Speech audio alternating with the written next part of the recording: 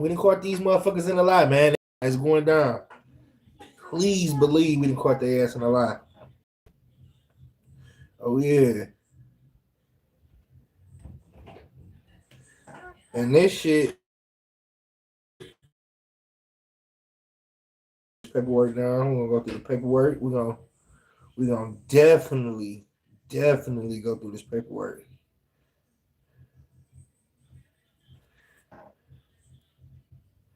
We're gonna definitely go through this paperwork.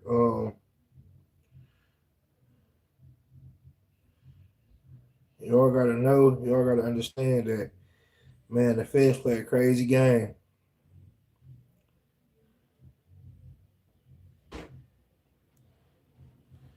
And the game they playing, I don't want no parts. I don't want no parts of the game they playing because they'll send your ass up the way, man.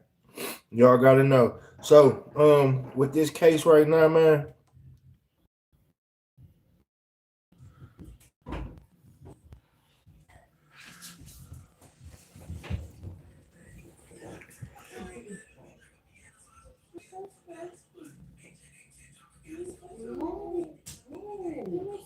I don't have to do anything. Shut the fucking door. Shut the door. Well, my drink at? On table. Daddy. Shut the door. Daddy. what do? Now give me something to drink. Go lay down. You drunk all that water. Go lay down. Look at your stomach. Go lay down. Right. Go lay down. Somebody lying. So check this out. We got word. First of all, where I'm stuck at, what I'm on. I'm a little bit confused. That is okay. Allstar JR, he locked up, right? So I'm confused that they got him locked up for some 22G. Now, and what is happening? He's in a stand your ground state, which is in Texas. That's a stand your ground state. You know what I'm saying? You can stand your ground and not go to jail.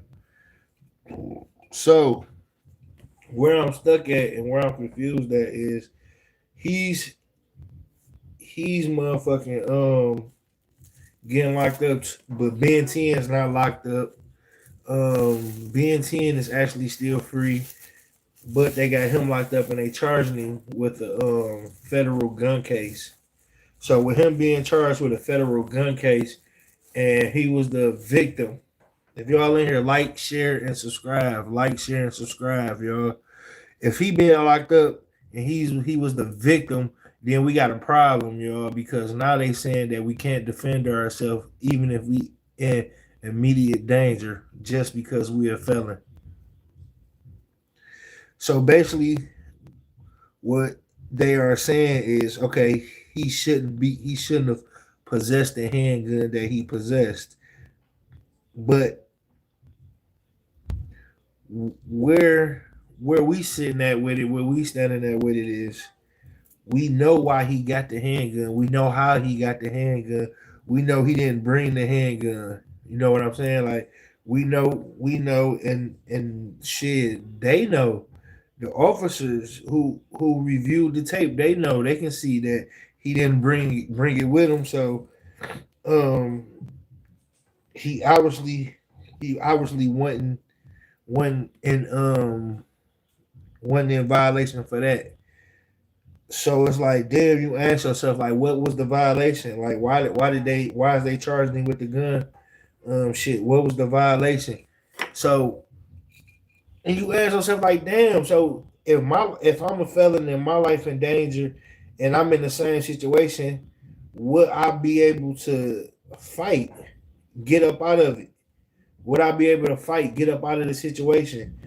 In this case, depend on it. This case right here, it depends on whether you're gonna be able to fight and get up out of it. You know what I'm saying? Because by them charging him with the federal gun, and it wasn't his gun, and he was the victim. It's like, damn, what they trying to say now about our rights? You know what I'm saying? Like, we do got rights as an American. We got rights as just being a person. So it's like, talking about shut up. Yeah, all right, whatever. But it's like what they saying about our rights now. You know what I'm saying? Because shit, all right, let's say he do get charged. He go down 5-6 years on a federal gun charge. You know what I'm saying? He go do 5 years on a federal gun charge. Damn, so you mean to tell me I ain't even had no gun? I had to defend myself. If I ain't defend myself, I'll probably be dead right now. And they'll be making memes about me. You get what I'm saying? So that's why this shit major. It's bigger than shit. This shit bigger than what we think. It's bigger than this type of case, bro. Right here, this case bigger than what we think because it could change a lot of things if he go down. It could change. That's all you had to ask. All you had to ask is what I'm talking about. That's all you had to earn. Let me enlighten your being here there. What I'm talking about is Allstar JR. And the fact that he just got picked up by the feds. He got picked up by the feds and charged with felony in possession. And if we can all see, we know he didn't have a gun. So by him getting picked up by the federal agents and being charged with a felon in possession is basically saying, how is y'all charging him with anything? And he was the victim. Numb nuts.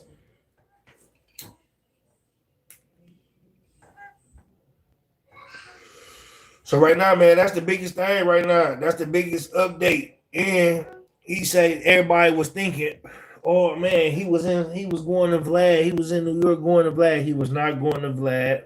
It was going to be a virtual interview. He was still in Detroit. He was supposed to they were supposed to go to a studio here in Detroit and book it and have it done. So he was bro built like a triangle. And your mama built like a horse. So an anorexic horse. An anorexic horse at that one. So he was texting. They was texting him. He was texting them back saying he was gonna be there. And then the last text they got is the feds got me. So this should be big.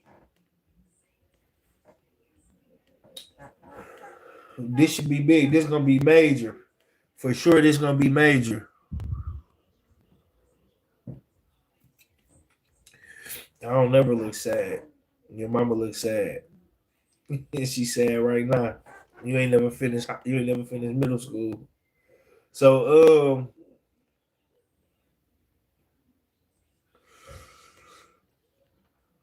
basically, bro, I got a whole neck. What are you talking about? So basically, they took him down. They charged him. So it's either you gonna take this charge, sit down, or you gonna tell on them saying they was there to rob you. So basically, they want a confession up on them. They want a confession. They want to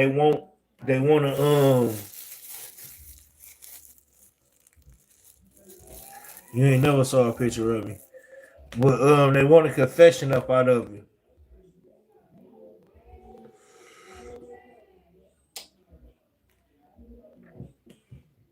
I'm not a stud, brother. They want a confession up on him because so you gotta think about it. If they get a confession up out of him, if they able to get a confession out of him, now shit, they can tie all this shit into conspiracy. They can tie all this shit. They can tie all this shit that they got into a conspiracy if they're able to get one confession up out of them. You know what I'm saying? That's all they need. That's all they need. Just one.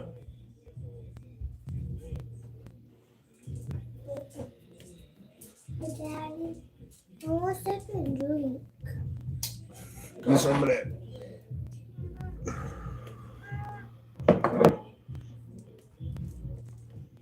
And you know, shit in Texas, that's what the feds want. The feds want that. That's they just really that's a case for them. That's a major home run hit case. You get what I'm saying? Like that shit gonna be out the park. You know what I'm saying? What I want to see is what I just seen, but I'm not seeing what I'm thinking I'm supposed to see. You know what I'm saying? I'm um I'm thinking I was gonna see Ben 10 getting arrested by the feds. Man, you know I love to hate. I love to hate. I'm thinking I'm gonna see Ben 10 get arrested by the feds. That's what I was thinking. Like, damn, Ben 10 gonna get arrested by the feds. He basically came out, told academics, and academics told the world what happened. You know what I'm saying? And we synced it on camera. So they basically alleging what happened, what we seen on camera. They basically alleging Allstar JR was fumbling, wrestling. He was wrestling with an individual. Hey, is they building the case first? Come on now. Yeah, they building the case. The case already built. The case is on camera, bro. The case on camera. You know what I'm saying? Like everything is on camera. So and what you see on camera is they All Star JR is getting ready to leave with a female. You know what I'm saying? They boom, meet him at the door. Boom. He looking at Junior looking at him. Boom, bump. Next thing you know, boom, another they arguing, fighting, trying to get away. They get the chain, they get the watch off. You get what I'm saying? They still fighting with him. Now All Star JR, he's on the ground. He's on the ground. Gun fall on the ground. He picks the gun up. The first person to get hit is Ben 10. Boom, he shoots. Boom, Ben 10 hits. Boom, hit the ground. Roll over to the side. Then JR run around. Boom, he chasing. God He chasing dang, the what's fucking buddy's crowd. name? He James Prince Jr. in a fact, in their hearts and their minds. You know what I'm saying? he chasing the crowd now. As he's chasing the crowd, he hits dead end run. Boom. Bah! Hit him. Bah, bah. Couple times. Comes back. This nigga was on demon time. He was on demon time. The time he was on, I can't. And then you can't even be mad. They just waiting for 10 to heal up to be able to stand. To the only one really ain't about to friend is Junior. They just waiting on for 10 to heal up to be able to stand his charges. I agree. He won't get more than a few years on a plea. He did too much though. Um I'm saying though, he can also plead the passion, the rage. It was like a passion thing. It was like a rage thing. You know what I'm saying? He can also plead that.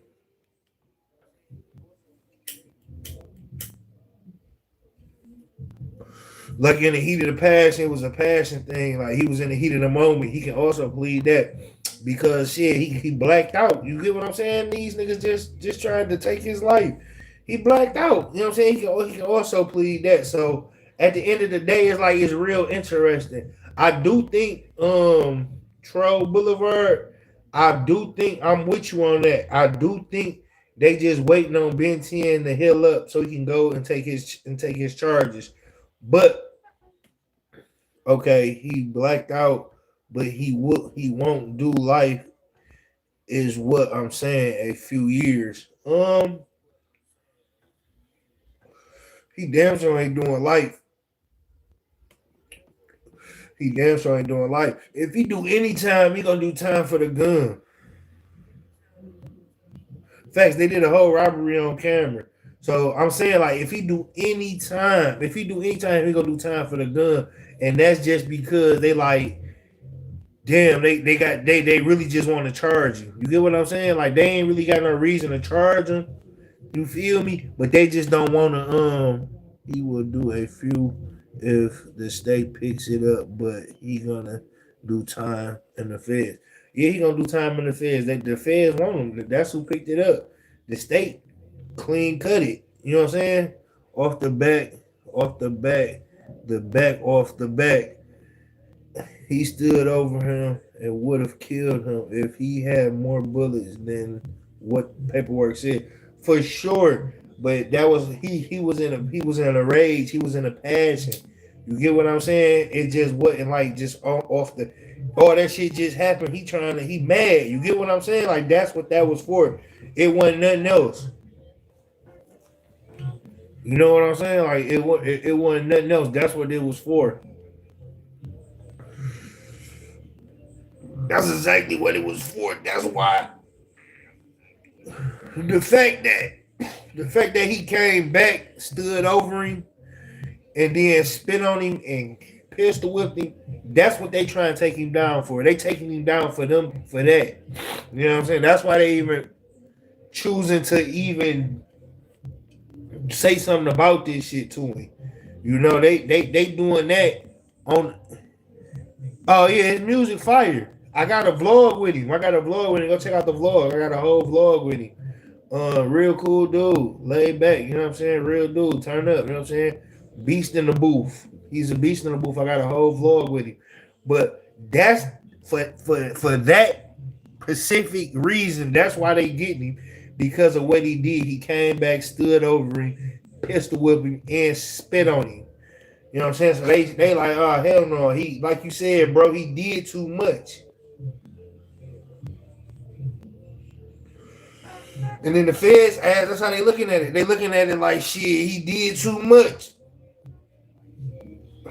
In our eyes, we like, shit. That's what I would have did. You know what I'm saying? That's what anybody would have did that, bro. Like a real nigga who stood in there and stood up. If he standing in there standing up, and then the shit go his way, anybody gonna do that, bro. That's just not. You know what I'm saying? Nah, you can't expect a coward to do it. You can't expect a nigga that's scared to do that. Run. You know what I'm saying? For sure, he pistol whipped him, then he spit on him. He spit on him after he figured out he couldn't shoot him no more. So, you know what I'm saying? Because the tables turn now, bro. So, like, anybody, I'm expecting, like me, if I'm a judge and I'm in that position, I'm sitting up there, that's what the fuck. If I see this, bro, it's a clean cut case. No, he is not guilty. He is not guilty. I'm gonna make a personal ruling. He is not guilty on it. Just because, you know, like shit, motherfuckers who ran, you'll never know that feeling.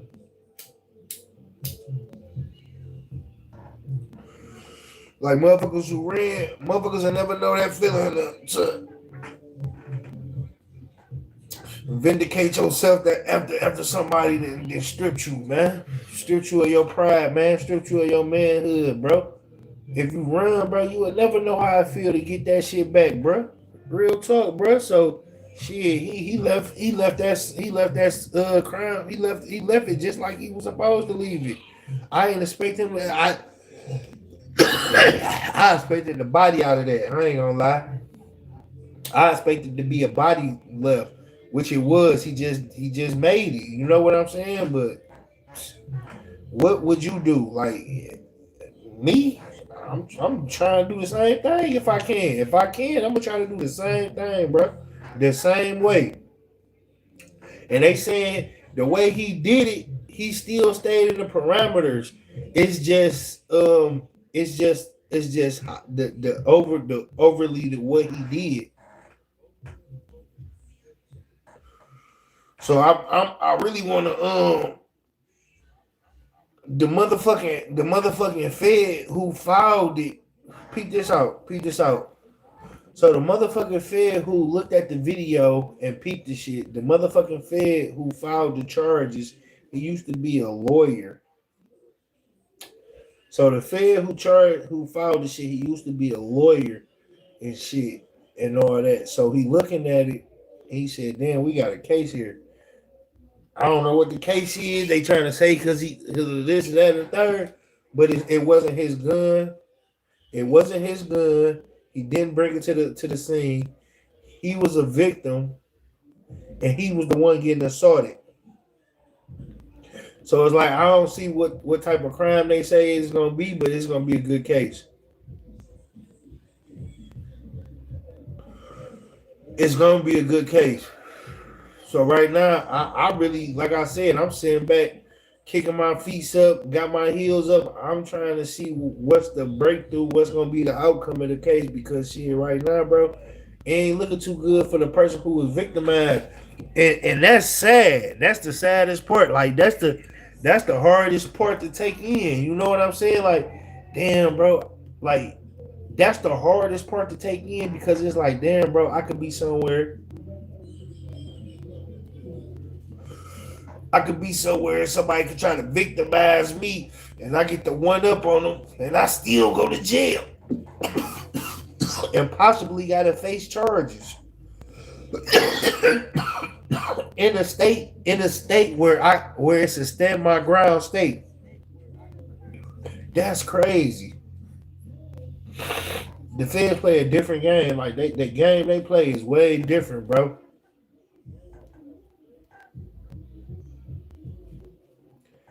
It's different.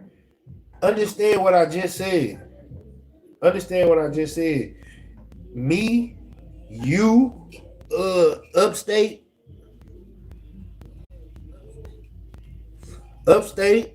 it could be you, motherfucking Troll Boulevard, it could be you. You feel me? Like, it could be a couple of y'all. It could be y'all somewhere and somebody choose to victimize y'all and y'all get the one up and y'all still go to jail. The feds still come get y'all and charge y'all with a crime. When y'all minding y'all own goddamn business, y'all minding y'all own business. Y'all ain't did shit to nobody. Y'all ain't touched nobody's shit. Y'all ain't did nothing. Y'all minding y'all own business. Somebody come victimize y'all. Y'all get the one up, and the feds still say, "Hey, we still got to come take y'all to jail. We still got to take you to jail, bruh. You still got to come fight this charge. You gonna do some time." This is a crazy world we living in right now, man. This is a crazy world we living in right now. This because I like making my podcast. I don't like making. Listening to this shit, dude. This shit got me baffled. This shit got me baffled.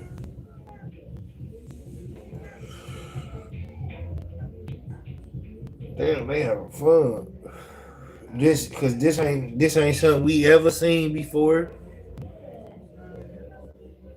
We ain't never seen this shit before, and like this shit ain't happened before, and been public as it has been. We ain't this shit. So it's like, nigga, understand this case right here gonna sell a lot. This case gonna go down in history, especially if they charging him and we see what happened on film. This is a history maker, y'all. So get ready. Get ready. This is a history maker. This is a motherfucking history maker. Trust me.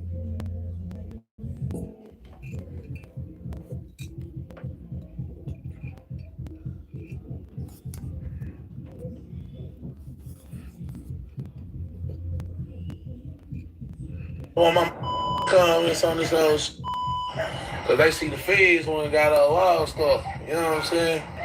Tell y'all how this gonna go. You can mark my words. You can write this down, take a picture, record it, screen save it. I don't give a fuck. And it's gonna go exactly like this. And I'm gonna tell you how it's gonna go. Them people went booked Allstar Jr. Cause they know for a fact in their hearts and their minds, nigga gonna tell on Prince, and this gonna tell on Bean and them. Yeah, he ain't gonna go to jail, and they done tried to do whatever they tried to do. We gonna get this statement saying them niggas ain't down there to rob him. That's why he took that gun, and they gonna try to RICO all of them. They gonna try to RICO them. Don't want this to happen. I don't hate this. I would hate for this to happen. But man, if I'm being a real man, lawyer up, dang. It's finna get real around this bitch. I'm finna see some shit. Because all they got to do is say, this affiliate and this person or whatever was here at the same time doing this at the same time. That's why they didn't go for Ben. Talking about that's why they didn't go for Junior. Yeah, right. Talking about our Junior. That's why they didn't do that. Because they know. We don't want that. We want to go in this federal courtroom and say, y'all tried to come rob him for his chain on paperwork. That's what they on. Either he finna go do this time for this felon possession of gun case, or they finna tell us y'all came and tried to rob him and he had to take a gun from y'all to save his own life. It's gonna be one or two. And if he do that, it's gonna get real ugly around this, bro. It's gonna get ugly, bro. If you ever wish payday came sooner, this might actually help. There's a banking app called Current with a bunch of useful features, and one of the main ones lets you access up to 7. You didn't read nothing. You didn't watch a freaking interview. You didn't do any research. You didn't read anything. The interview that the cop gave the night of described everything. It's all in the freaking paperwork. Here, let me help you out, bro, because I think y'all just supremely afraid of montage, or they afraid. Rock with Houston, and that's cool too. If you're gonna say I'm from Houston, I'm only gonna rock with Houston, then so be it. But I'll let 290 Jake do it because he got the music and all that. Roll it. Drag JR to the elevator. Ben 10 can be seen attempting to take JR's chain alongside an unidentified suspect named John Doe number 3.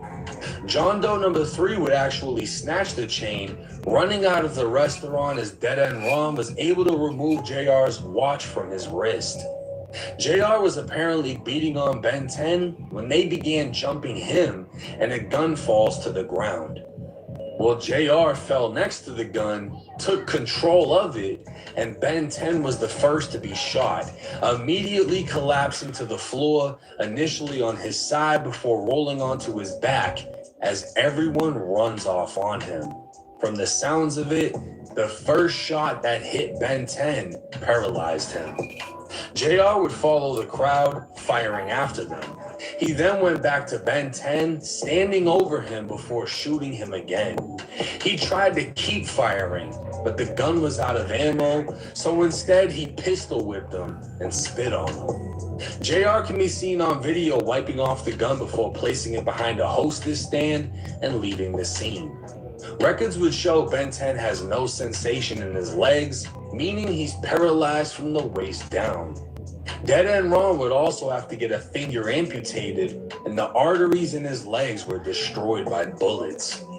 A bystander was also shot in the ass, suffering non-life-threatening injuries. Following the shooting, JR would take to Instagram posting pictures of himself inside a famous Detroit jewelry store while wearing a shirt that says, "Unplug that bitch-ass ninja."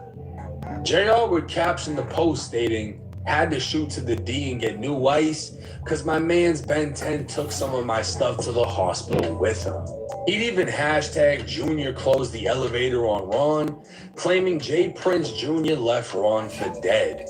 He'd also hashtag OG3 left them, after 3 can be seen being pulled away from the fight before gunshots rang out. Another post would state, "Thought he was mob-tized till I shot his ass a few times." So JR was publicly stating that he shot Ben 10 and Dead End Ron. There was no shying away from it. He was flat out standing on it. Yeah, that's why the feds He even stated Ben actually got some of his jewelry, but again, this whole crime was captured on camera, and police at the scene were the first to report they were attempting to snatch his chains. Facts. The dude's name is Mr. Keymaker, so shout out to him. This guy wrote out this because I thought it was imperative that we understood the law. The law basically says that, hey, bro, it's like 922GA1, and it says felon can't be in possession of a firearm. Now, if you don't know the background of the freaking officer, the officer/fed who did this, who did the complaint, he basically was a lawyer first, did NYPD, then joined the feds, and basically that's what he did, right? So that's why the statute on that, what he used was a provision that says no matter what the freaking feds say with their law, that you can't have no damn firearm, even if you are protecting yourself. Right. That's as it reads. But it's funny, he say this. He say, yo, I got some Allstar JR law. We should be able to beat both of them. If you want the info, let me know. Beat both Fed charges under statutes like 18 U.S.C. 922G from the Gun Control Act of 1968. A felon cannot possess a firearm at all, even briefly. Normally, even a few seconds of possession is enough. Then it says the narrow exception, self-defense/necessity. Federal courts do allow a limited defense in extreme situations. The leading case often cited is United States versus Delvino. I'm gonna look into that too. To succeed, the defendant generally has to prove something like 1, immediate unlawful threat of death or serious injury.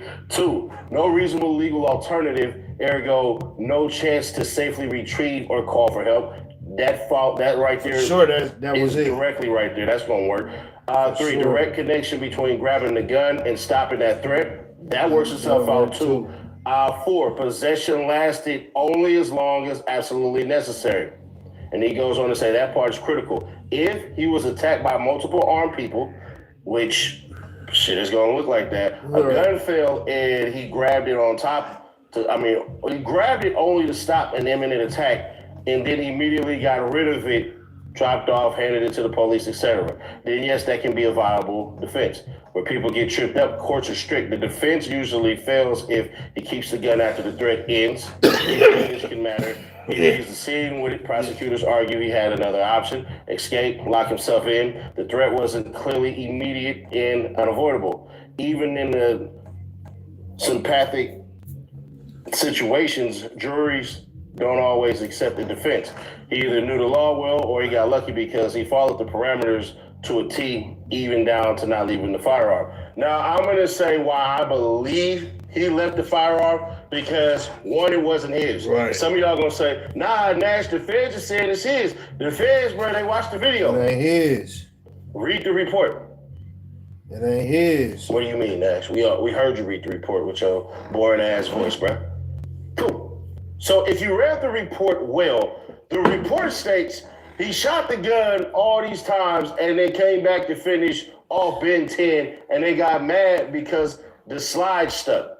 Which, in my opinion, I think he thought he had more bullets in there because he could not have known the magazine, how much it covered.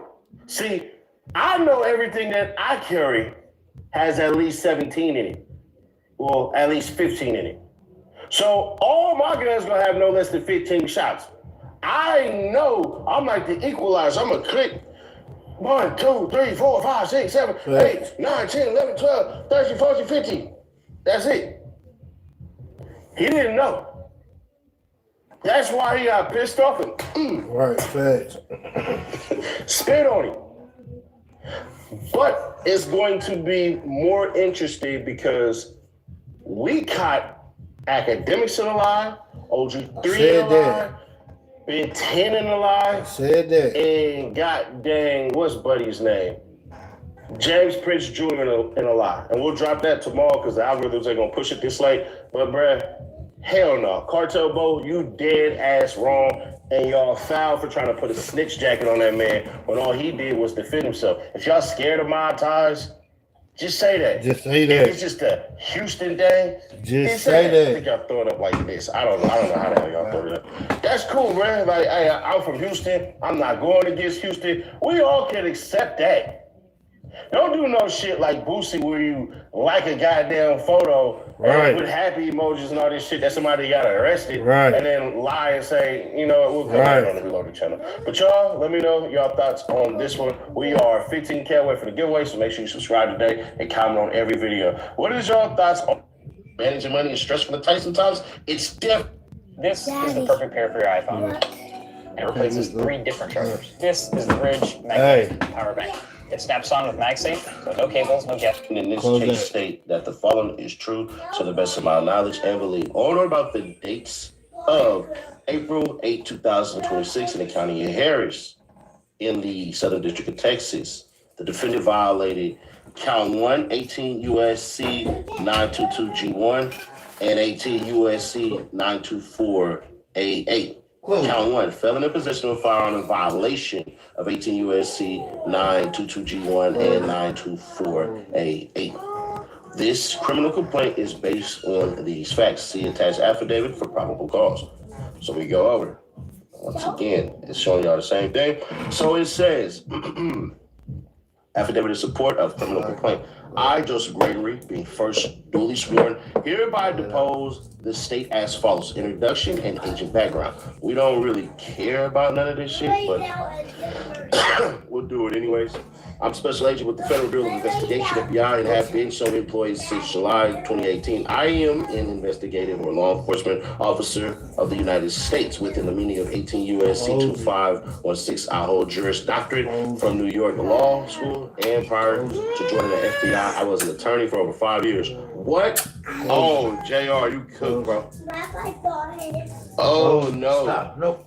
This dude was a lawyer before he was a cop and before he was FBI. Damn, I know exactly why he put those two codes exactly like that. We'll get to that in just a minute. I'm currently assigned to the Violent Crimes Task Force in the Houston Division. In my capacity as an FBI Special Agent, I have conducted investigations of various federal criminal violations, including violent crimes, money laundering, and other complex financial crimes. Specifically, I participated in investigations of RICO, murder for hire, not cooked, though. He not cooked. Hobbs Act violations, felony he not violations of federal firearm laws, among other things. Through my He training, not cooked, though. education, and experience, I have become familiar with the patterns of activity regarding felons who possess firearms, the methods they employ to obtain firearms, and their use of firearms.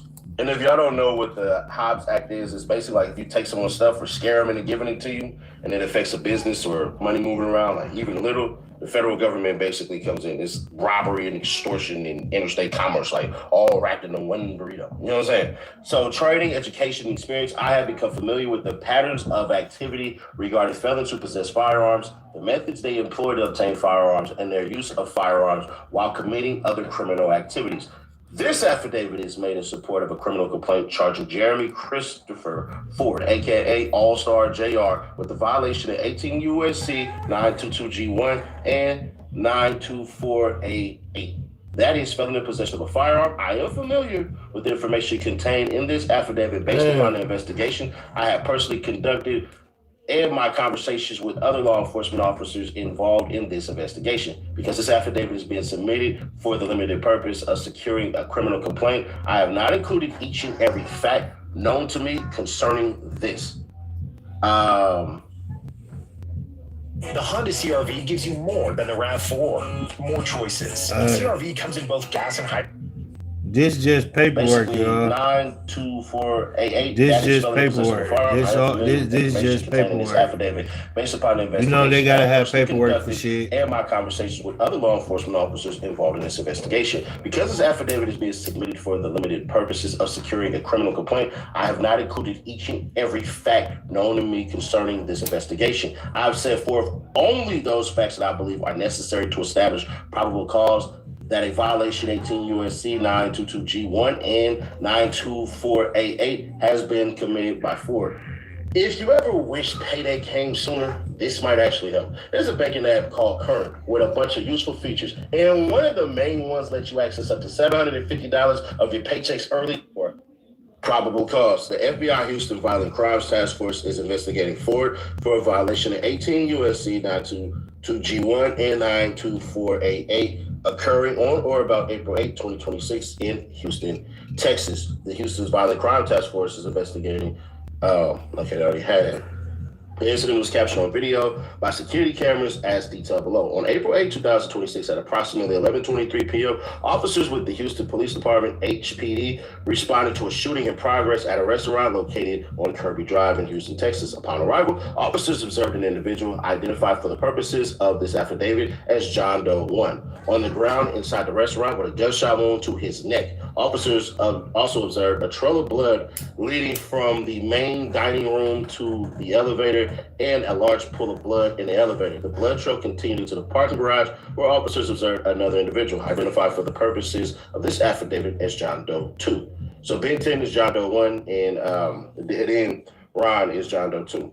With multiple gunshot wounds to his hand and leg, John Doe 1 and John Doe 2 were transported to hospitals by Houston Fire Department. The suspect, subsequently identified as Ford, fled the scene before police arrived. At the scene, officers located and recovered a black Glock 43 handgun bearing whatever those numbers are. Oh, okay. This is cut up for me, so if it seems like I'm kind of like winging it and shit, then that's what it is, because that's what it is.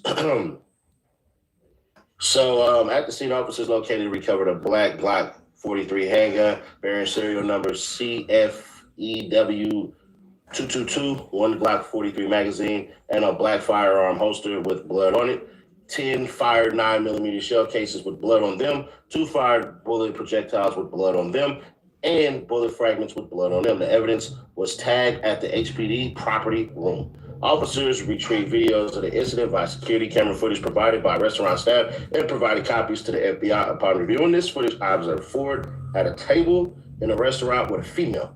Ford and the female get up from the table and walk out. Officers retrieved videos of the incident by security camera footage provided by the restaurant staff. Okay, I observed Ford at the table in a restaurant with a female. Ford and the female get up from the table and walk out of the frame toward the elevator. Ford then re-enters the frame and appears to be talking on the phone. A group of individuals follow behind Ford. The group begins to crowd around Ford and appear to be talking to him. He was about to leave. That prompts an unknown male to get in between the group and pull Ford away toward the elevators. Ford can be seen in the shirt with LV on the back. As this is happening, John Doe 1 and another individual identified for the purposes of this affidavit as John Doe 3 walk into the restaurant and follow quickly toward where Ford exited the frame along with others in the group. The group then re-enters the frame and Ford can be seen struggling with John Doe 3 and John Doe 1. So y'all jumped him, who appear to be trying to remove Ford's necklace. John Doe 2 joins in to help John Doe 3 and John Doe 1. John Doe 3 removes Ford's necklace and pushes, I can't really see that. I try to make it out, but anyways. Re-enters Ford, let's see. Removes Ford, okay. So John Doe 2 joins in to help John Doe 3 and John Doe 1. John Doe 3 removes Ford's necklace and rushes out of the restaurant. Oh, shit. Whoa, okay. The struggle continues and John Doe 2 appears to remove Ford's watch and put it in his pocket. Y'all going to jail, bro. Ford and John Doe 1 began firing when John Doe 2 and others in the group joining in. At some point, what appears to be a handgun falls onto the floor from someone in the altercation. Right. So, yeah, Allstar JR didn't have no gun. Ford then falls to the floor near where the handgun fell. Ford picks up the handgun and begins firing as everyone starts running. So, OG3, you lied, you ran. John Doe 1 appears to have been shot and immediately collapses to the floor. So, Allstar JR, you lied. You said he was standing up and you shot him 5 times. I told you that was impossible in the last video. John Doe 1 appears to have been shot and immediately collapses to the floor, initially on his side before rolling over onto his back. Meaning he was getting ready to say, God, I'm ready to come on. Then it goes on where the handgun fell, picks up, begins firing as everyone starts running. John Doe 1 appears to have been shot and immediately collapses on the floor, initially on his side before rolling onto his back. So you see Allstar JR just busting backwards. John Doe 2 and others run out of the frame toward the elevator. Ford continues shooting as everyone is running away and shoots additional rounds in John Doe 2's direction as Ford follows outside the frame toward the elevator. So he knew that you was the one who jacked him. John Doe 2 and others run outside the frame toward the elevator. Ford continues shooting as everyone is running away and shoots additional rounds in John Doe's 2 direction as Ford follows outside the frame toward the elevator. Then it keeps on going. You can see him chasing him with the gun. You only got 10 rounds, bro. That's a Cali magazine. I don't want a California magazine. Ford returns to where John Doe 1 is lying motionless on his back and fires another 2 rounds at John Doe 1 from a few feet away. John Doe 1 body, I can't really see it. I tried. John Doe 1's body jolts suddenly as 1 round appears to strike him before going motionless again. So you played dead, Ben 10. So as I had stated before, and a bunch of people have ridiculed and all this stuff and everything, the belief was that that boy was dead. I told y'all that man had stood over that boy and shot him, right? Because all that falling and y'all talking about, oh, he doing convulsions. I had so many fake doctors in my goddamn, my freaking inbox trying to say, yo, said he days, you don't know what you're talking about. He was having convulsions. He didn't stand over him. Now you can shut up, bro. For the most part on this story, I'm sticking to everything I said. He stood including over. Parts of him dying, including the coma, including all of that shit. All that. I'm sticking to it all. Me too. I'm sticking to mine too. They told me because it makes the most sense. I'm sticking to my story all too. The information that I got on this, I believe it to be true. Now, for those of you who are on Instagram going crazy, let's understand this. The feds already knew all of this shit. When they talk about the code, right? The code of, let's look it up. The felon in possession of the firearm. The reason why I was so shocked at the damn, what's the name? At the freaking feds' knowledge of law is because it's the second charge that's going to fry Allstar JR. The 18 USC 924A8, right? It's not really a separate charge. It's a penalty provision tied to 922G1. So if you violate 922G1, you can face up to 15 years in federal prison because it says even if the gun was picked up during a robbery and it was used in self-defense. That's why it's like, bro, he gonna be cooked. They said you can't defend yourself even if a gun is there. You basically adios. So if you're a felon in possession of a firearm, bro, you done. You can't even defend yourself. I was under the belief that you could. That if somebody was beating on you and all that, and they put a gun up to you and all that stuff, that you literally can't. But that would have been a freaking ability to beat it in the state of Texas. Damn. See, if Allstar JR would have been smart, Allstar JR would have stayed in Texas, would have stayed on the scene, put his hands up, went under arrest, said nothing, let his lawyer do all the talking, let them review the footage, and that I believe would have basically not put that Fed on the damn on the case. I believe that Fed wouldn't have came had this fool never got on the internet and popped it, had he never basically said shit. No, had he never did that, Allstar JR, in my opinion, would be free. But there's more to it. Right. Ford paces around the floor for approximately 8 seconds as the female he was with attempts to interact with him. Ford then fires another round in John Doe 1's direction and exits the frame toward the elevator. So you can see he bust on him. Bow. This is why he thought he was, already adios. You know what I'm saying? Approximately 20 seconds later, Ford returns to the frame, still holding the handgun. Ford points the handgun at John Doe 1, who appears to still be unconscious on the floor. Ford appears to attempt to fire another round at John Doe 1, but the handgun slide appears to be locked back, indicating it's out of ammunition. Ford then stands over John Doe 1 and strikes John Doe 1 in the face with the handgun. While doing so, the handgun falls into the floor behind Ford. Ford walks back, picks up the handgun, returns to John Doe 1, and appears to spit on him. Ford then exits the frame before returning briefly and exiting again toward the elevators. Another camera angle shows individuals running into the elevator during the shooting. Prior to the doors closing, John Doe 2 can be seen rushing into the elevator, collapsing inside as blood sprays from his leg. Shortly after the doors close, Ford can be seen walking into the frame, holding the handgun. Upon doing so, the handgun falls to the floor behind Ford. Ford walks back, picks up the handgun, returns to John Doe 1. Oh, they already said all this shit right here. Yeah, I don't know why they sent it to me like a bunch of times. Pardon me for this. Ford walks around briefly by the elevator Before exiting the frame, back toward the restaurant, a third camera angle shows Ford appear to wipe down the handgun before placing it on the shelf or counter behind what appears to be a hostess stand. So he left the gun there because he knew he wasn't supposed to have it. Ford ultimately fled the scene in a white Cadillac Escalade with an unknown license plate before police arrived. The FBI believes Ford to be back in the Detroit area of Michigan. Hospital staff advised officers that John Doe 2 had his right index finger amputated due to a gunshot wound and that they were working to repair destroyed arteries in one of John Doe 2's legs. John Doe 1, that's been 10, y'all, is being treated for multiple gunshot wounds. And as of April 15, 2026, John Doe 1 did not have sensation in his legs due to injuries sustained during the shooting. HPD later learned a third individual was shot during the shooting and left with a non-life-threatening wound to his buttocks. I mean, he got shot in the ass. Based on a review of the video, the individuals appear to have been in a restaurant. JR was firing shit up. Area, who did not partake in the fight. He was firing shit up. Damn. So you hit a random. Yeah.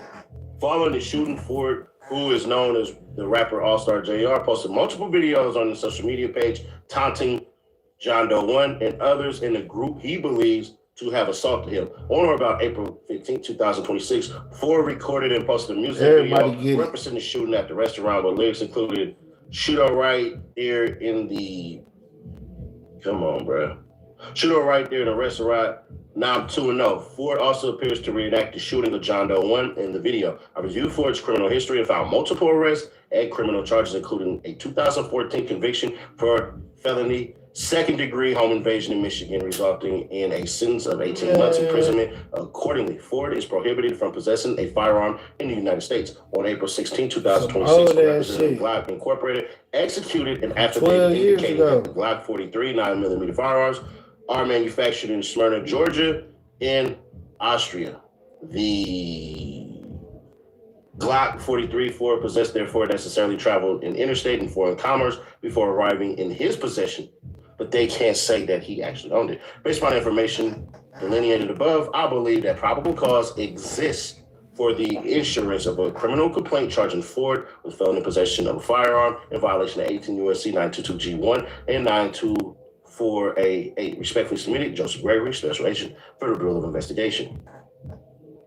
So with the previous post that Benton had put up, because there are people who are pointing to the thing in the upper right corner, I want you guys to go back into the picture and look at the bottom part or at the yellow thing that Benton has, and that's for circulation. That's for people to basically have the ability to have their legs still being stimulated because they don't have any feeling. See, people believe if you're paralyzed, it means permanently. That's not what that means. So I can tell who graduated 8th grade biology and who hasn't.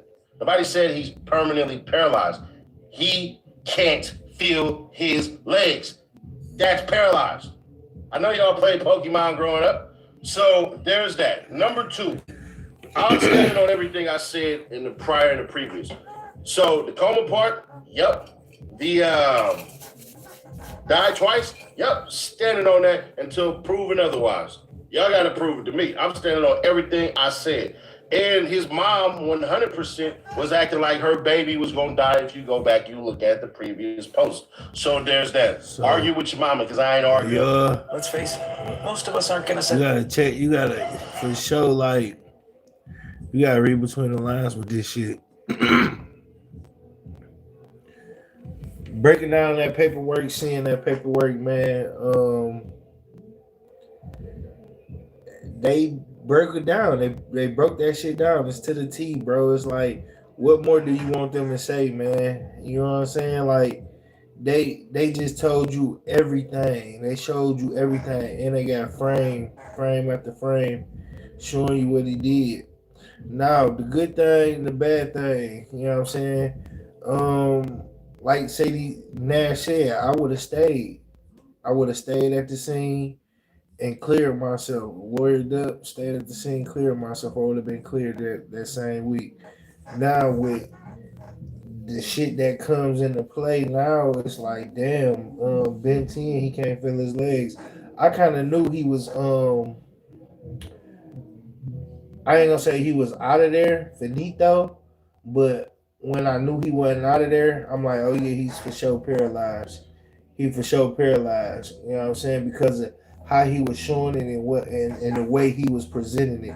Hey man, y'all in here, make sure y'all hype this up, man. Like, share, and subscribe.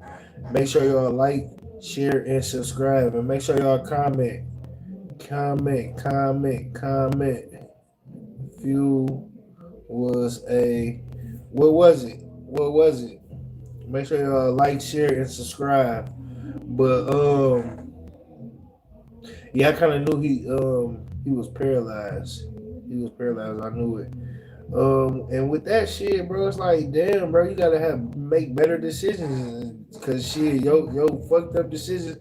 The shit, they just broke it down to y'all. The paperwork, we just broke that shit down. Sadie Nash did a good job at breaking it down. Telling y'all like shit how they did it. Nigga, they followed him. They followed him back in. You know what I'm saying? He hit the door about to get ready to leave, nigga. You know what I'm saying? Boom. Nigga, they see him woo out the bam, some bullshit, nigga.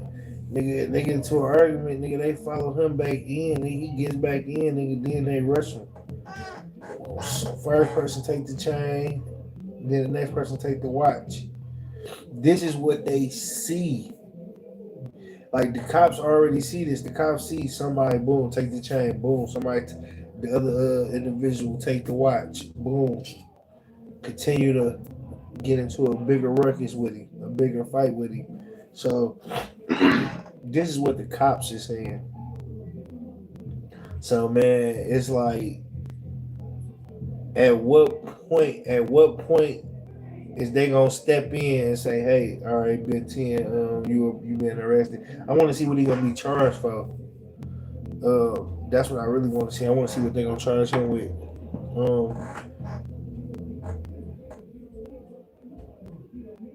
That's gonna be interesting. What they gonna charge him with? That's gonna be interesting. Whatever they gonna charge him with, that's gonna be interesting. I believe so. So that's what I want to see what they gonna charge Ben 10 with, and I want to see what they gonna charge Dead End Ryan with. Accessory. I want to see what they gonna charge him with. For real. Shit. What else? Because like I said, man. Ain't no way. Like, if this shit was done where I'm at, if this shit was done where I live at, shit, all of us would have been in jail. They would have put us all in jail and figured it out. The only way I would have probably been getting out of jail is after they reviewed the camera and they seen I ain't had, you know what I'm saying, I was assaulted. Yeah, everybody going to jail. We'll figure it out. We got niggas on the ground. We got bodies. Yeah, we'll figure it out. But everybody going to jail though. Real talk. So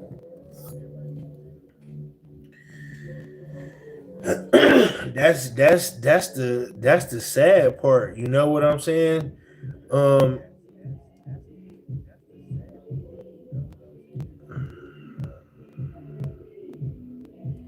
Sad part, shit. Ryan might be paralyzed too. He can't walk. He gonna be in a wheelchair. Ryan gonna be in a wheelchair, and Ben 10 gonna be in a wheelchair. They both gonna be in a wheelchair. That's the fucked up part about it. Shout out to the D. It ain't easy being black. The Motor City rose us how to survive.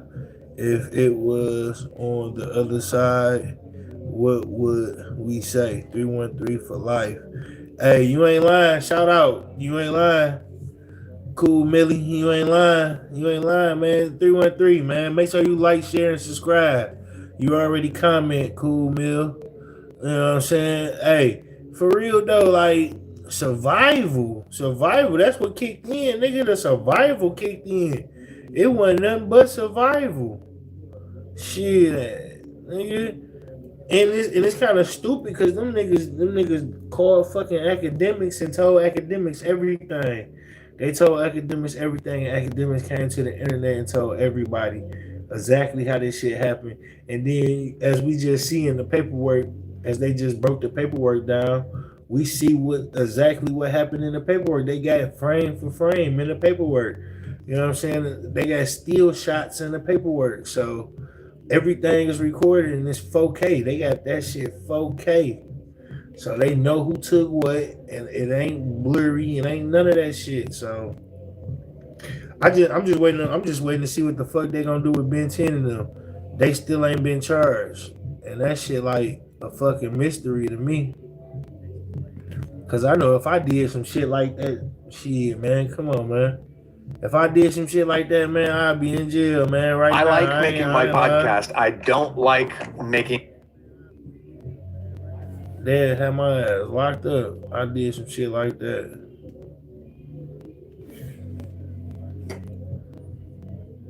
Any of y'all go try that shit, man. Y'all ass gonna be locked up. I'm talking about the Allstar JR situation with Ben 10. Josh, is you familiar with that situation? Let me catch you up to speed. You familiar with the situation? That's what we talking about. Allstar JR. Yeah, where you at with it? Where you at with it?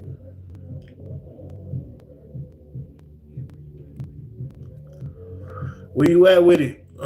What you? I know. Okay, Ohio. Okay. What you hear about it? What did you hear? Do you feel? I was born on 7 Mile and Van Dyke, East Side shit, but I moved to Florida.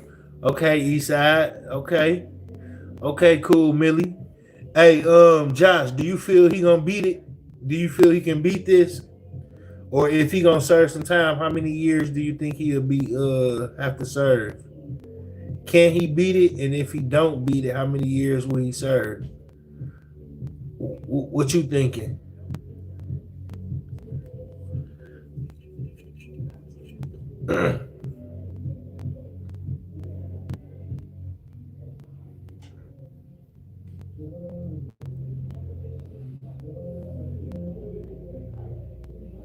What you saying? Yes, 30? What you mean?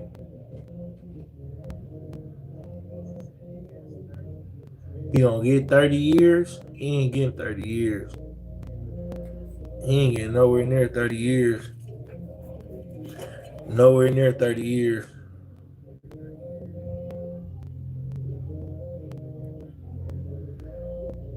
Not being a victim.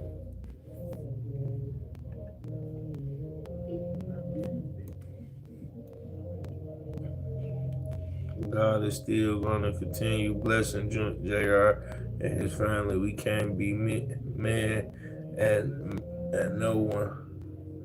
God has the final say so. For sure. For sure, I believe that. What would Granny do? Shit, Granny gonna lawyer up. I ain't gonna lie, Granny gonna go get a lawyer. Granny gonna go get a lawyer and sit down. Granny tough. And make sure y'all like, share, and subscribe, man, for y'all a chance to win this. The Pocket 2 Creator Combo. Make sure y'all like, share, and subscribe. Comment. Y'all gotta go like every video, comment on every video, share every video, and subscribe on every video, every live. Y'all got to in order to win y'all chance. And that shit going to one of y'all. But Granny gonna lawyer up. Granny ain't even about to play. Y'all heard about that Boosie shit?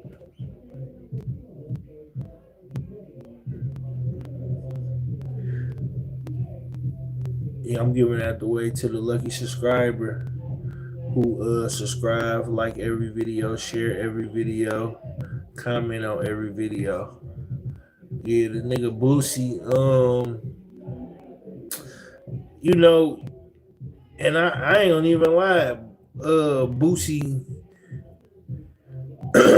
had went under the post when they said Allstar JR was arrested. Boosie went under the post and just put a whole bunch of like, yay, like happy shit.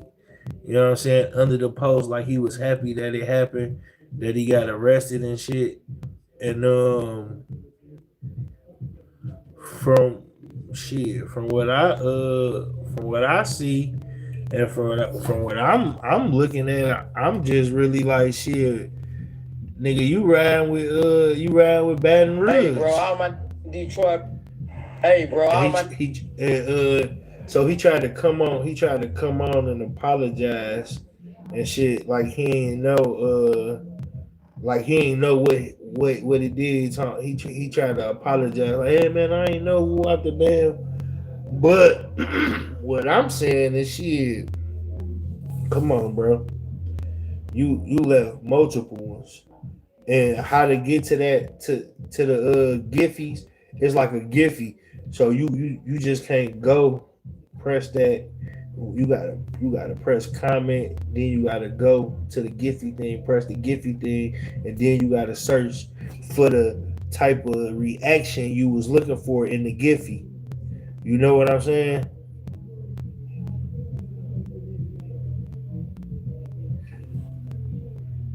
Yeah.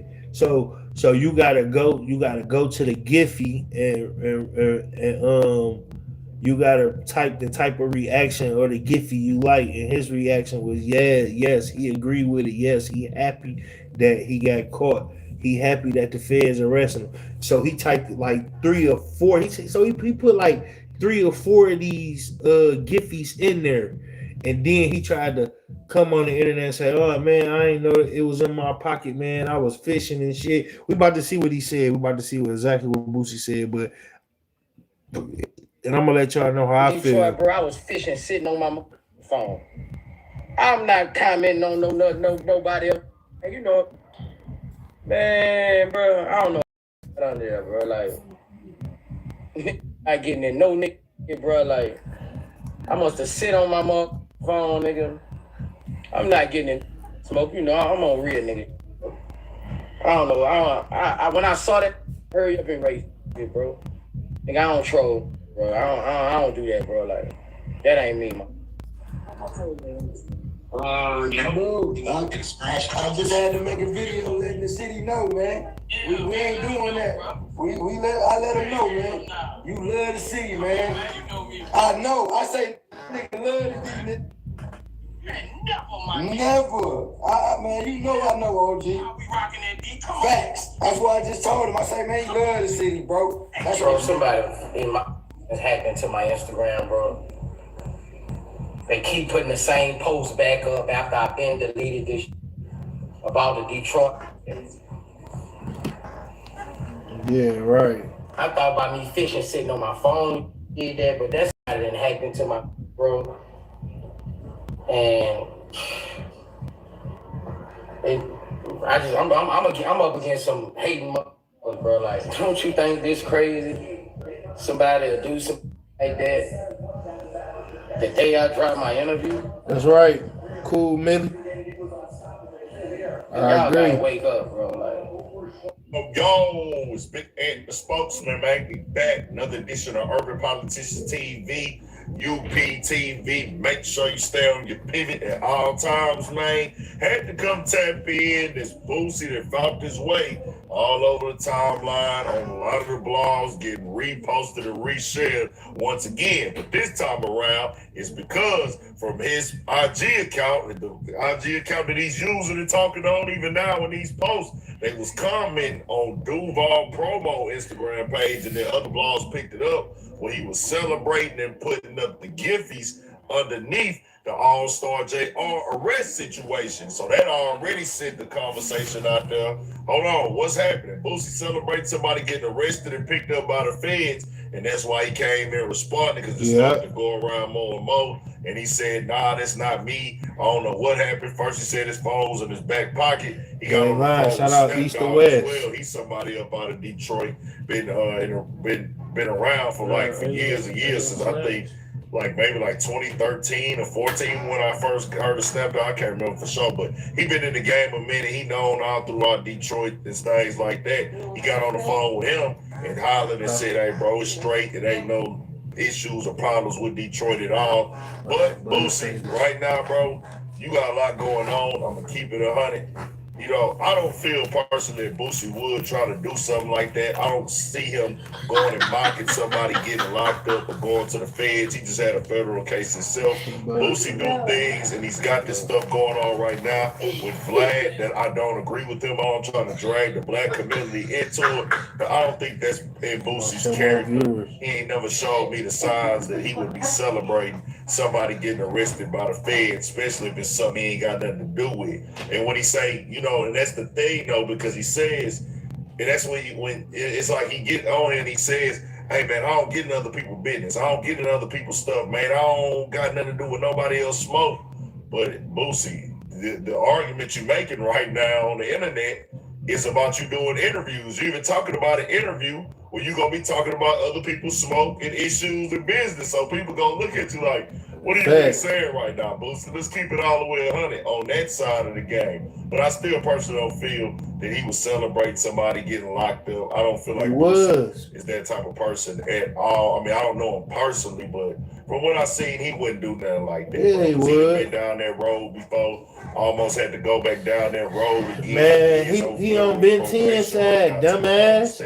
So that wouldn't make no sense at all. And even when I'd have seen like Vlad ask some questions, he put multiple about gifts. certain stuff, like Tyrese when he was going through. I want everybody to try to put the gifties in the comments. His kid and Boosie refused to comment on it. Like, bro, I ain't finna laugh at, bro. Like he just said that, like, nah, that ain't it. So I know he wouldn't do it. I feel like Boosie wouldn't do this, but he does comment. Everybody put a gifty in the comment. What other people got going on. He stayed talking about the who told, who corroborated, and that's one of the main things that he didn't put himself in a blender. Everybody put a gifty in the comment. He's been so vocal about this throughout the years, and the cases ain't got nothing to do with you. So people gonna look at you now to see if you gonna send my man JR some money. When it comes to the conversation, or like they that. gonna be able to say, "Oh, Boosie's who you talking about? Boosie's being a hypocrite," and he most definitely right. That's what I'm saying.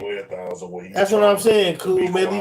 How you do that? Choose and move the goalposts. But what you saying, Antonio? But what I will say for Boosie is, because I still don't like the fact that he drug the black community conversation into him and Vlad issues. Vlad is on Twitter right now taking some jabs at Boosie. I'm just calling it like it is. Who else is he talking to with this right here? Because Boosie went on the internet again, said he made Vlad TV, made people come watch Vlad TV. Antonio, what you talking about? The community watch Vlad TV because of me. And I'm like, first of all, bro, he said the whole black community accepted Vlad because of me. Street dudes accepted Vlad because of me. Let's be clear, Boosie. The whole black community don't watch Vlad, nor a lot of people haven't accepted Vlad. And then he said, well, hey, man, I'm the one that was rocking with Vlad when y'all was trying to tell me not to rock with him, that he this and he that. And I'm like, bro, it's a lot of people that still don't rock with him. No, you can't send no gifty on here. Stuff he says, and it comes off. You can donate. I got the link in my bio. You can donate though. Black culture, the black community. You can't send no gifty on here though. I was saying put one of them things in the comment. You gotta go to the keyboard and go to something else to even put that in the comment. Really in our shoes. So that's how you know Boosie lying. That's just what it is. So he got to wear that forever. You can't make nobody get past that or not see that. It is what it is. You chose because you was getting paid to stay down with Vlad, because you was getting your palms greased and you was getting a check, which we now know $25,000. And Vlad,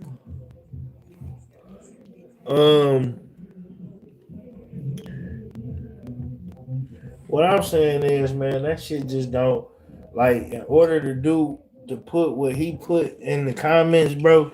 What Boosie put in the comments, bro, you gotta go to your shit. You gotta type that shit in, man. For sure. Me too. But what I'm saying, what Boosie saying, like Boosie, nigga, you had to go to type that in to get that on motherfucking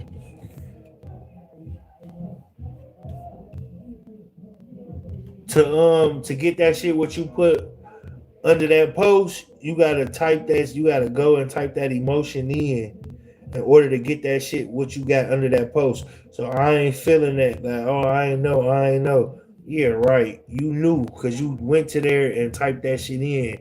That's how you that's how you was able to get that type of emotion. That's right emotion. In the Tyler Perry, the Medea emotion. That's how you was able to get it. It's I'm learning this internet shit. If he had love for Detroit, put some money towards JR situation. No, for sure. Everybody ain't gonna do that though. I ain't gonna lie, Antonio. What y'all seen that Wack shit? Y'all seen what Boosie did? Boosie, come on, man. That was really come on, bro.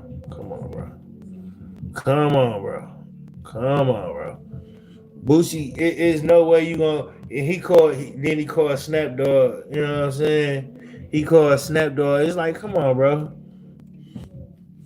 Any smart motherfucker know.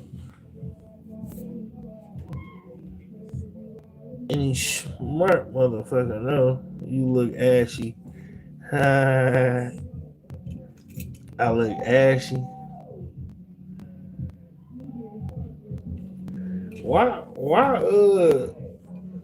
Why Sugar Plum gotta come on here and talk shit? Where is you from?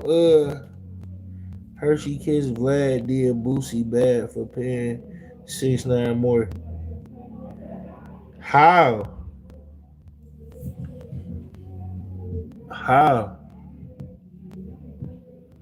don't think so.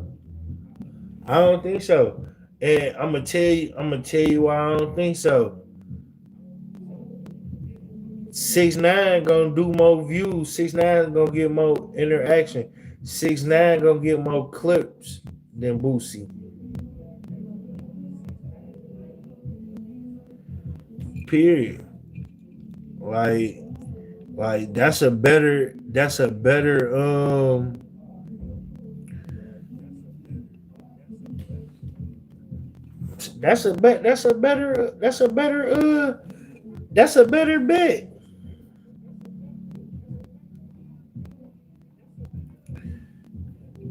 I bet Vlad would have said the same thing. That's a better bet.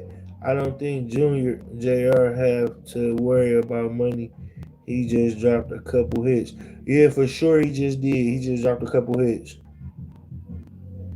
People who insult other people physical appearance are miserable with themselves, period. Yeah, I believe so too. Bro, I got a question to ask you. What's your favorite Detroit artist from Detroit? My favorite Detroit artist from Detroit. I ain't gonna lie. I like Baby Money.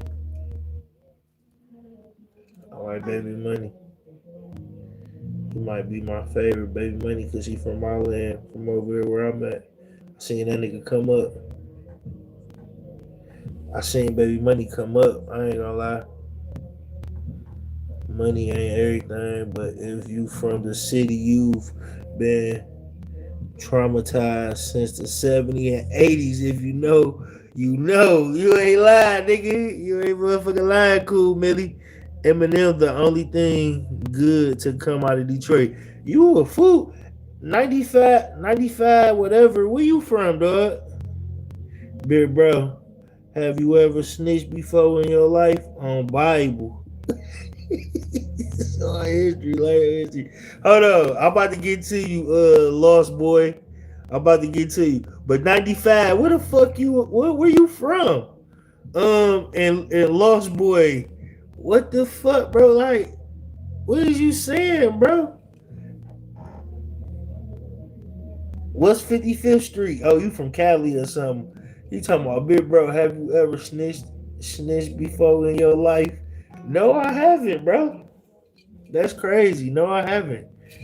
I'm gonna break down one of my cases for y'all niggas one day. I'm gonna break down one of my cases on this bitch for y'all niggas one day. Don't worry.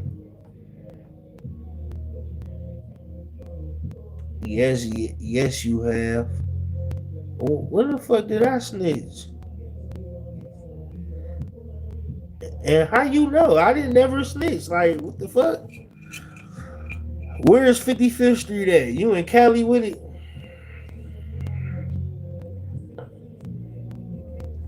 All right, man. We about to get on this whack, man. We about to get on this whack. This whack 100 shit, man. Between these people, if anything goes down. Working across teams is tough, but Asana... Niggas be trying whack, man. Niggas be trying whack. Hershey Kiss, she snitched, man. I heard the story on TikTok about Hershey Kiss. The booty bandit. Y'all, I will die. But y'all heard about the booty bandit Hershey Kiss on TikTok, y'all? It's about you look like you be telling. Hey, everybody, go on TikTok. Look, go on TikTok. Go look up the booty bandit Hershey Kiss. Go look it up. Y'all go look it up. They just trolling you, bro. Yeah, they trolling, man. That's that internet shit, bro. Cool Millie, they just trolling, bro. That's that internet shit, man. I don't know, bro. They do that shit on the internet all the time for out the blue. I'm built for this shit. You know what I'm saying? Go look on TikTok. Hershey Kiss, the booty bandit. They call her a booty bandit. All right, enough of that shit. We about to get in this whack shit. So support. I done searched it, cuz. You did the booty bandit Hershey Kiss. You gotta search it again. Search it. It's on TikTok. Hey, so this nigga Wack 100. You know, shit, I ain't gonna lie. No Jumper might be back with this shit. Like he done found this little situation. Now, this what made me want to watch motherfucking No Jumper. I ain't gonna lie. This what made me want to watch No Jumper. This what made me be like, damn, this will keep you tuned in to No Jumper. This will keep you tuned in. I ain't gonna lie. Wack, on the other hand, he might be tripping. Wack might be tripping a little bit. I ain't gonna lie. Adam 22 needs to stick to boxing. His podcast ain't no more. No, did you must ain't seen. You ain't seen the last little shit. What do you think about Dogface? All right, I'm gonna get on Dogface in a minute. Antonio.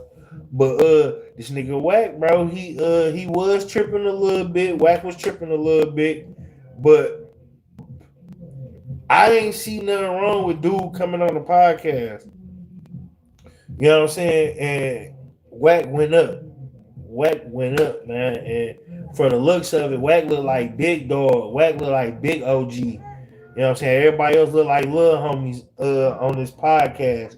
And we about to see. Then we're gonna break the podcast down. Then I'm gonna holler at Dogface. What you mean when I think about Dogface? Like what you saying? Talk to me. I'm gonna talk to you in a minute. Talk to me. You stay in the hotel. I don't stay in the hotel. Fuck you. What do you think about Dogface? Yeah, tell me what you think. Between these people, if anything goes down. Check this out. I'm not trying to get hit. I'm trying to stop somebody else from getting hit. You mad at me, Moose? We did not know this was I feel like you're switching up on me, though. I'm not switching up on you. You got a problem. Okay, all right. Well, we have a large Mexican man in here. He looks from like Northern California. So his name Moose. That's Moose. I am with you. He shot somebody in the mall in Sacramento when he was 12 years old. Arden needs get back. Arden Mall needs our get back. No, I'm just kidding. I'm just trying to shoot you, Wack. What's good, man? Wack ain't saying shit. Bro, you looking at me like you got a problem, homie. No, I'm giving you my full attention. My undivided attention. I don't appreciate it. Wack ain't playing. You looking at me like you got a problem. I'm giving you my I got you, Antonio. What you doing for the city? That's I'm what gonna tell you. I don't got a problem. I have criticism of your podcast, and I said that from the jump. You got a problem because you coming. I'm not these other cats, homie. I don't think you're these other cats. You playing And it's not gonna be no play, bro. I promise you that. What, you finna punch me or something? Because that's not what I'm here to do. I'm not here to fight with you. We grown men. You almost 50-some years old. We're not here to squabble up, Wack. I'm here to sit and have a conversation with you. I think we could both handle that, right? Yeah, let's build. Why just destroy? Yeah. I don't know why he's so mad in the first place. Oh, he got a big influence in Detroit, though. He got a big influence, That makes you Antonio. so angry with me. Who's His been telling influence you is what, crazy. And that's because he speak his mind. He say what the fuck he want to say. You don't know me. I'm a big fan, though. I watch a lot of Adam and Wack shows. You don't know me, bro. On some real shit. I get that. And this ain't worth your life, homie. You gonna kill me? My life, homie. You coming? Yeah, that's what I think, bro. 9-5. That's what I think because watch how what you call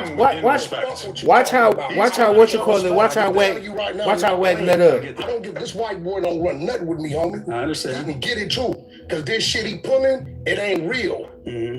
It's not worth your life. You got a mama and kids. You probably old enough to be my son, and you coming in here playing with some shit, homie. Well, what am I playing with? You coming in here playing with some shit. What am I playing with, really, it really ain't. I'm trying to sit down and talk with you. You talking about I'm playing? I'm not playing. I'm sitting here in front of you to talk with you. You are Mexican, bro. Yeah. And this demographic, I don't play. I don't cross lines with Mexicans because I understand how I go down here, homie. Yeah, but I'm not a gang member, so that has nothing to do with this conversation. I know, but you sit with a white boy every week. You don't have them issues where I'm from with white boys, homie. I know, but I have no issue with no bloods anywhere because I'm not a racist. You still a Mexican. Especially from being from NorCal, you got no problems with nobody. This shit is a motherfucking game. Right, come on. Bitch ass nigga. You think this shit is a game, nigga? I'm not playing. Look at the security guard, yo. Man, look at the security guard. Make it a violent thing, bro. Come on. Hey, just like I said, No, bro, nigga. I don't want no speed dog, nigga. Come on. Nigga, look, I ain't worried about Man, sit Look down. at the security guard. Wack, come on. Look at the security guard. Bitch ass up out of here, nigga. 911 on speed dial. Come up in here playing. Nigga, I'm not to be playing. Look at the security guard. Matter, bro. I'm a special type of Mexican, I guess, because I'm a podcaster. 911 on speed dial. He's a fucking coward. He wants to have a conversation with you. You're talking about threatening violence. What is the problem? Talking about, nigga? What he wants some talking about, nigga? I got no issue with you, man. Get this bitch ass up out of here. If you don't want a podcast, you get your can bitch ass handle up out of here, man. it. Get your bitch ass up out of here. But this is showing your character, Wack. This is showing your character. Hey, those is the homies outside. Hey, it ain't showing nobody character. You can't talk no gangster shit with a nigga that start talking about the police. Ain't nobody talking never no gangster shit, creep. I never was on no bitch ass shit. I was never on no gangster outside. Come on outside. You think this shit is a motherfucking game? Come on outside. Come outside. Homies outside. Hey, it ain't showing nobody character. You can't talk no gangster shit with a nigga that start talking about the police. Ain't nobody talking never no gangster shit, creep. I never was on no bitch ass shit. I was never on no gangster outside. Come on outside. You think this shit is a motherfucking game? Come on outside. He's scared. He's scared. He ain't gonna move. I've never been on no gangster shit, man. I've never been on no tough shit with Wack, man. Oh, shit. Bro, I never thought that he would actually try to have that kind of energy, bro. Nigga, I don't play these fucking games, bro. Come outside. Come on. That nigga, he shook. Come outside, nigga. Come outside, nigga. I ain't do that. Bring your ass outside. He shook. He shook. He shook. That nigga shook. He shook. Look at the security guard. I'm trying to have a conversation. I don't want a conversation. Okay, then we ain't got to do that. Fuck you coming here playing with me, nigga. Hey. I ain't been. I'm not trying to play with you. I'm not trying to threaten you. Nigga, you can't fuck with me. I get that. Throw your shit up, nigga. Throw your shit up. You don't got no shit, Wack. Nigga, throw your shit up. Wack, just go. Watch out, Adam. I'm not watching out. Throw this shit with the motherfucking gang, nigga. You gotta go. I'm doing that with you, Wack. You gotta go. doing that with you. Hook ass, nigga. Wack, you came to the podcast. You want to fight. You gotta go. The shit he been saying about me. He ain't said shit about you. What? He ain't said shit about you. Wack. You didn't call me a bitch. Yeah, look at Wack. On my soul, I never have said that. Wack, you can't be in there doing the shit. Nigga, you brought this shit in here. He wants the podcast. Did you tell me that? You're trying to I told you I'm not fucking with him. I told you that. I'm the man. You can't be doing this here. I never called you out. We tried to do a podcast. You're trying to tell me that was coming. You said this man. I didn't know he was coming. So that's on me. Right. Did I walk away? Did I walk? Man, look at the security guard. You need to leave. He's chilling. He's trying to podcast. You're trying to fight. Cool. I'll leave. Let's fucking sit down and have a conversation. I'm not trying to ruin the show. Y'all got it, man. I'll leave. So Wack can stay in pop. This was not my intention, Wack. I never called you to be or nothing like that. Playing though. I swear when a man tell you he don't know you ain't got no problem, you can't keep popping it. I know we podcast. That ain't podcasting. I'm not popping it. That's talking shit. How is he popping it? I'm not trying to threaten you. I never called you out your name. None of that. Are you gonna correct me? You can't play with it. No, I don't know what playing is. I'm just playing with him. He was podcasting. Gang, you know how Wack. Come on, bro. This nigga that you ain't so you telling me you ain't saying nothing disrespectful about me? I've never called you out your name. He wants to talk about it. Crazy about why we gonna fight, bro? On my soul. Listen, bro. This dude wanted to talk to me. I had no problem. I don't have a fucking problem with you, bro. And you coming? Then why can't we talk? Because he's disrespectful, bro. We did it. I've never called you out your name once. I promise. But then, nigga, you talking about him? Do I look forward now, nigga? But you don't want to get out. Adam, you talk about it's cool for two niggas to get out. You said it's cool for me and her to get out. I did not. You definitely did. I said you can fight in a boxing. No, you said it's cool. Nobody's fighting here. That's not what we do here. We podcast. Let's podcast. Man, he's gonna press charges. If you don't want me to podcast, bro, listen. My thing is this: don't pop that shit. And a man is telling you, I text you as a man. I said I ain't fucking with dude, bro. You disrespectful. I told you this. You are a man up a coin, my homie. I get that. My last homie's in jail for murders on Mexicans. We don't play with Mexicans. We don't disrespect them. We don't play no games. So you disrespecting me, you want some up north shit. We hearing that totally different. I get that. I'm telling my little homies, you can't go to that build out of my friend. Nigga ain't like, Wack, what's up with this Mexican? They trip you all before they trip a crib. I get that. But and you popping this shit, and I'm telling you like, bro, I text you at him and told you like, bro, boy, I don't know. What is I told you 10 times? Bro, there's no logical reason why you can't have a fucking conversation with him. Because he started disrespectful. But he wants to have a conversation with you. The whole time he's been sitting here, he hasn't said one thing negative towards you. Listen, that should have happened on the phone.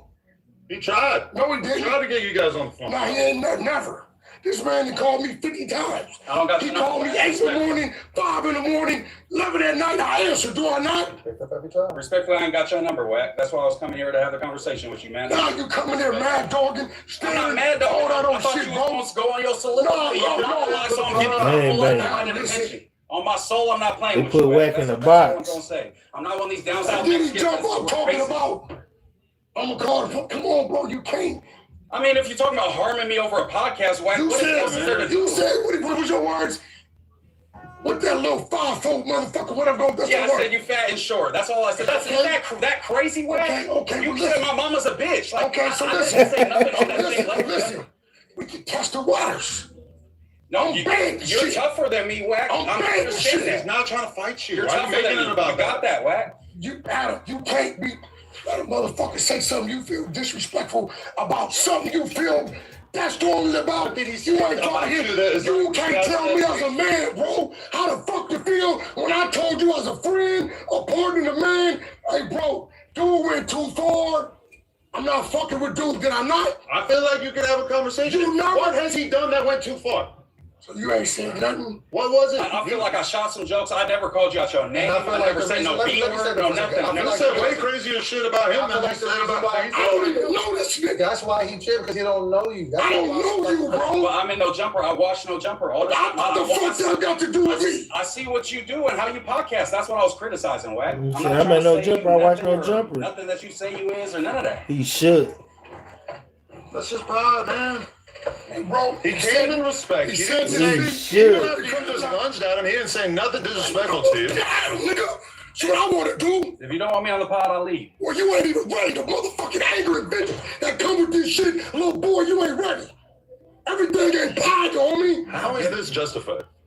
This is so not that serious, bro. Look me in my motherfucking eyes like I'm some type of bitch. He wanted to show you that he's a man. Okay, then show me you a man. You barking that shit. Get out like a man.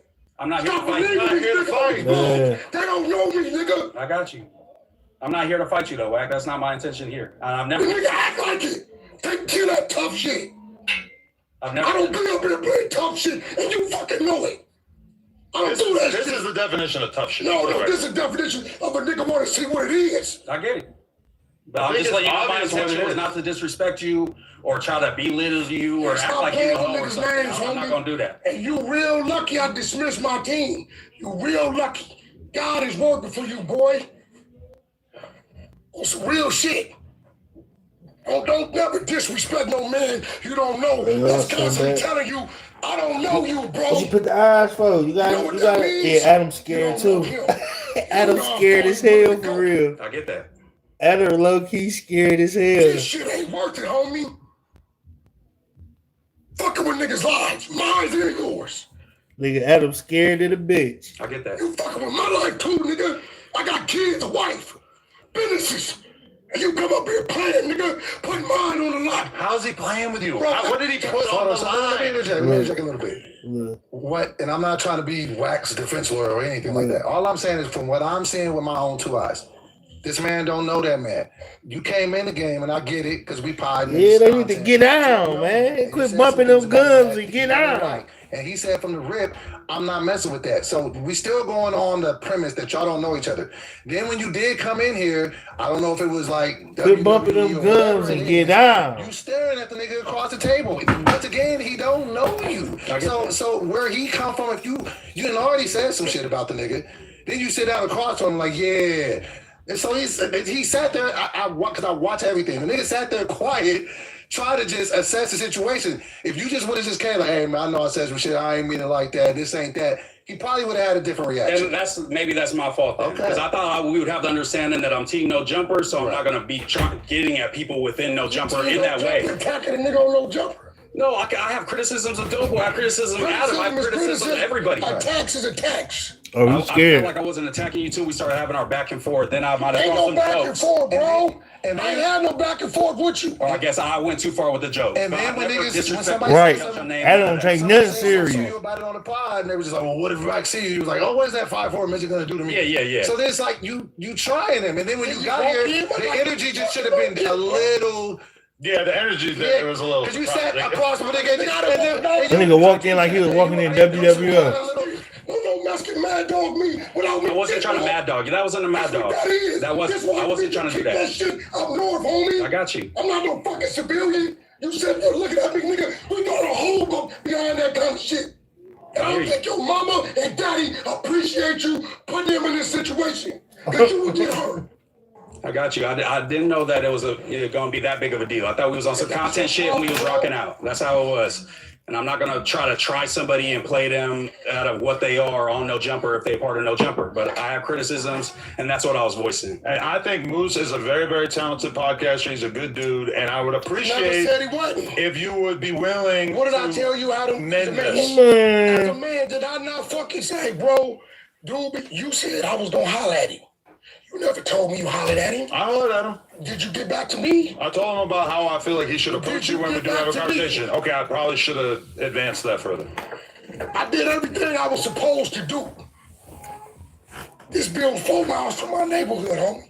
I'm not from South Central. I'm from Coima. Yeah. But I respect his fucking building. Thank you.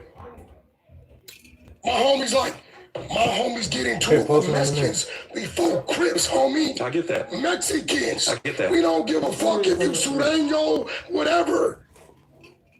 He just told that nigga. He low-key threatened him like, nigga, my hood 4 miles away from this building. My last little homies is 50 years, 80 years behind Mexicans. I get that. And you think you gonna walk in here, bro? Fuck me, talk shit, look at me crazy. Bro, it took everything in me. Did you fuck him? I was not trying to do that. I literally was looking at you on some like, Wack is staying silent. He's about to go off. I'm going to give him my undivided attention so you can voice your concerns and all that type of shit. That's why I'm looking. I'm not looking at you like, if you was I'm tough, I want to fight Wack. Like, I'm not doing that. Like, well, I wouldn't have said nothing to him. But when you want to lock eyes like, nigga, I'm here, what?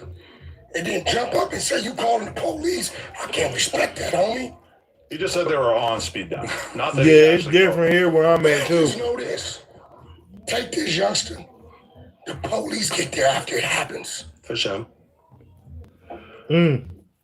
where I come from, we make irrational decisions to make it happen.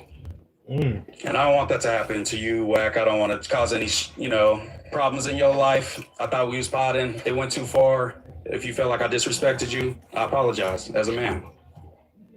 But I didn't pull up here like, oh, I'm gonna act tough and like I'm finna fight Wack. That was not my intention. It was also WWE shit, like you said. They wanted me to wear a fucking Nacho Libre mask.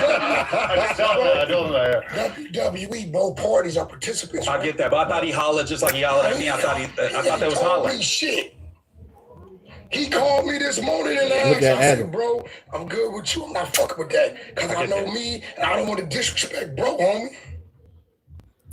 You felt like I was switching up just because I was like, called me. I thought I was like, hey, man, why can't fucking with it? Then you got on the news like, man, don't switch it up. You on what y'all talking about. I don't know what dude on. I don't know what he on. But I don't know.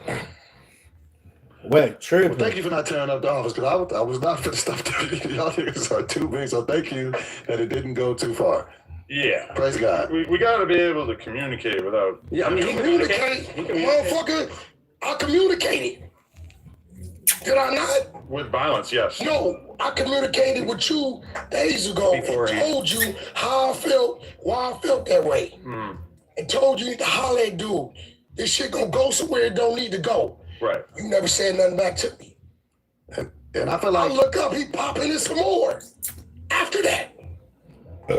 No, I think he's looking at his phone. I don't know you, homie. My son 31. How old are you? 31. I just turned 31. I could have wiped your ass, homie. Literally? Do you play with your daddy like that? No. I'm old enough to be your daddy. Yeah. I'm 49 years old. I'm old enough to be your daddy. The fuck is that's your daddy? I'm not your daddy. I'm a different race. Is this shit adding up? No, I get it. I didn't have that perspective when I was going at you, Wack. It was on some content shit. You know what I'm saying? I see you sparring with people verbally online all the time. I'm like, let's get it cracking on the pod and shit. You don't know that's real. I deal with. I mean, I just talk and have that shit. Nigga, you not a nigga. If I showed you me and Anne-Hefe's text messages, you would feel like a damn fool. Yeah, but because you don't know. I get that. But also, like, the color of someone's skin has no, It does. I know. Down here. For me, it does. You down here. I get that. It does. I say to tell you, bro, we don't do that. But like I seen you talk about like Lefty Gunplay and a bunch of different Mexicans and Latinos, you know what I'm saying, over the years. I didn't know who the nigga was. I know, but my partner set me up. He'll tell you that. I get that. I know who Lefty Gunplay was when you acted. I didn't know. But it's just a topic, you know what I'm saying? And I feel like we speak on topics and guess what me and Lefty know? That if we bump, it's a good chance it's gonna happen. And he ain't talking about calling the police, and I ain't talking about calling the police. Y'all can't so if you ain't willing to go there with a man, don't pop that shit. You pop another shit. I told Adam, like, bro, I'm confused. And I'm not. I'm like, bro, I don't know the nigga. I don't know what he on. And that's where I feel like they could have weighed in and been like, Moose is probably not trying to beat you up or threaten you, Wack, in that type of way. I'm not saying that you are. I'm saying that I have good intentions. I'm not some weirdo. Be on the phone. Munchy B wouldn't get on the phone. He trying to mean everybody. I want everybody to be cool. Yeah, I want us to all work on ours before Munchy B. I think that's probably easier than Munchy B. It was all around the same time. We chopped it up for a long time. No, it ain't. No, it ain't, because he ain't stupid. He been around the elements. I know what he thinking. They both bloods, Wack OG, and they don't really know each other. Wack might holler at it. And guess what? Wack was ready. I called him. I stayed on the phone. He stayed on the phone. Munchy would not get on the phone. Munchy B, bro. Okay, this guy, Paper Chaser, donated and said, Wack, you always telling people to pull up on you in No Jumper. They know where you at. Moose Man's the first one to pull up to have a conversation like a man, and now you in your feelings. No, because if he felt like I was mad dogging him all that, then he felt like I wasn't here for a conversation. Let me teach you something. If you don't learn what you just did wasn't the right thing to do, then you're going to do it again in an environment that ain't nobody going to be there to stop that. C-Dance 2.0 is now on our I ain't gonna lie, man.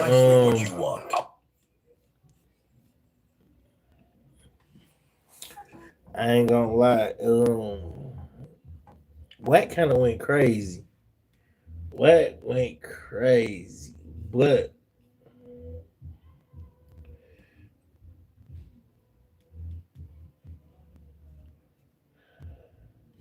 That shit for real with Wack from. But Wack really did that like on some respect type shit. Like he did that on some respect type shit. Uh, that's all that was some respect type shit. Like a nigga gonna respect me. You come up here on some you gonna respect me type shit, nigga. You gonna come up here, you gonna have the utmost respect for me. So Wack really just got that out the way. Wack, he put that on the floor, got that out the way. You know what I'm saying? To have an understanding with dude, like we gon' like you gonna come up here, you gonna have an understanding with me. You know what I'm saying? Like Wack put that on the ground for sure. This ain't no Timu. Ain't no Timu, buddy. Ain't none of this Timu, buddy. VVs, buddy. Ain't none of that Timu, buddy. VVs.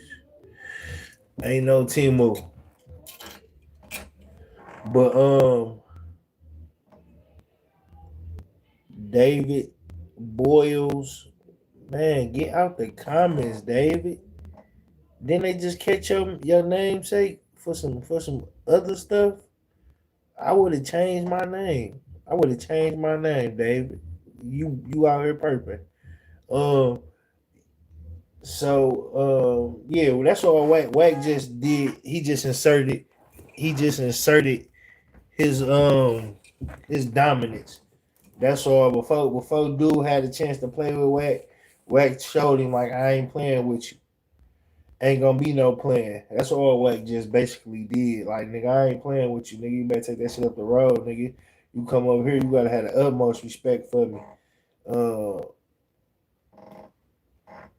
You must love me, David. You come on this bitch automatically hating. Just automatically saying crazy shit. But yeah, that's what Wack just did, man. I can't even be like, no, because shit, I would have did that too if a nigga tried to test me. I gotta show a nigga, I gotta boss up on him real quick. I do the same thing. You know what I'm saying? Might be worse. You know what I'm saying? I might put my hands on you, show you I'm not playing. You know what I'm saying? What up, Johnny? Johnny, I remember Johnny. You know what I'm saying? Adam learned a lot that day. Yeah, he learned a lot that day. Like that's real talk though. You know what I'm saying? Like I'm gonna take it there first for you, so you know, like don't play with me. She sleep. I'm gonna take it there first, so you know, like man, don't play with me. So shit, that's exactly what Wack did. He took it there first, let him know, don't play with me.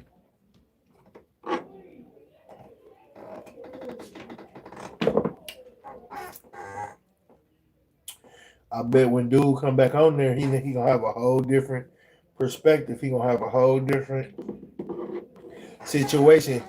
He ain't gonna even look. Come on, man, you taking my fucking shit. He not gonna even look. He not gonna even look at. He not gonna even look at Wack. He gonna be so mannered coming back on that thing. What's what I tell you? No cap. No cap, man. No cap. Because of that, we just seen him back into a wall with his hands up. Noided, shook. Let's see what Vlad had to say about Boosie. Oh, that's part 2. We about to see what Vlad had to say about Boosie.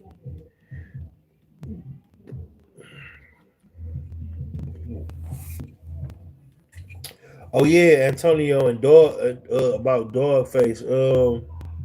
Dogface, he doing his thing, man, for Detroit.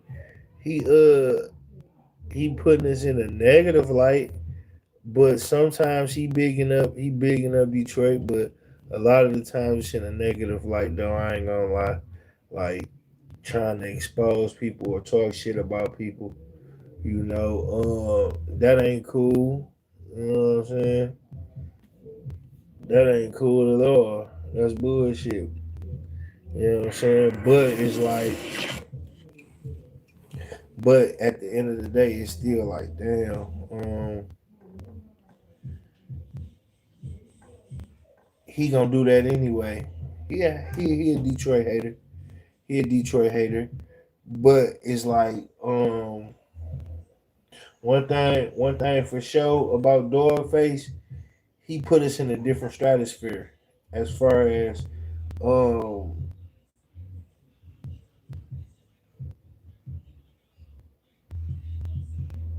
facts. He never compromised his integrity.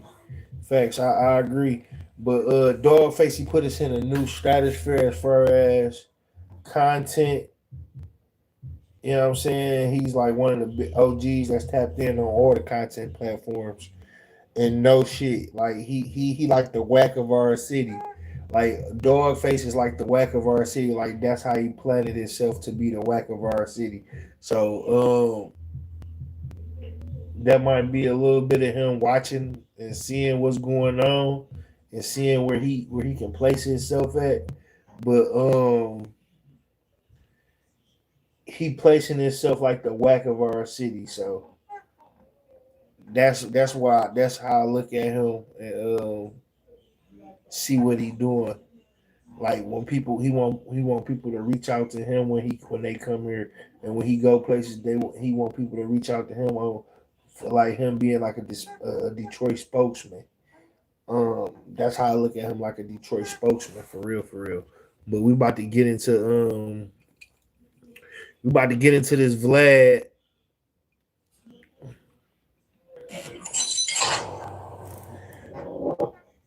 All right. Welcome to the greatest show on earth, Vlad TV. Yeah. This time, we're going to start off a little different. We're going to put you in front of the camera because breaking news. Allstar JR.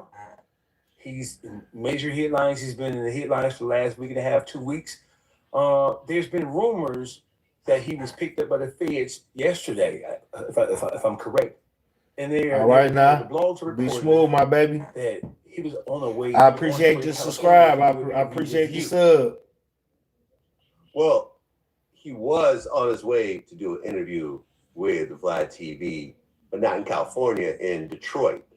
So we had Cool Millie. The last 7. couple days we had talked to. I appreciate that sub. I think you were involved in the process. I was, in terms of booking him to do an interview to talk about the whole situation.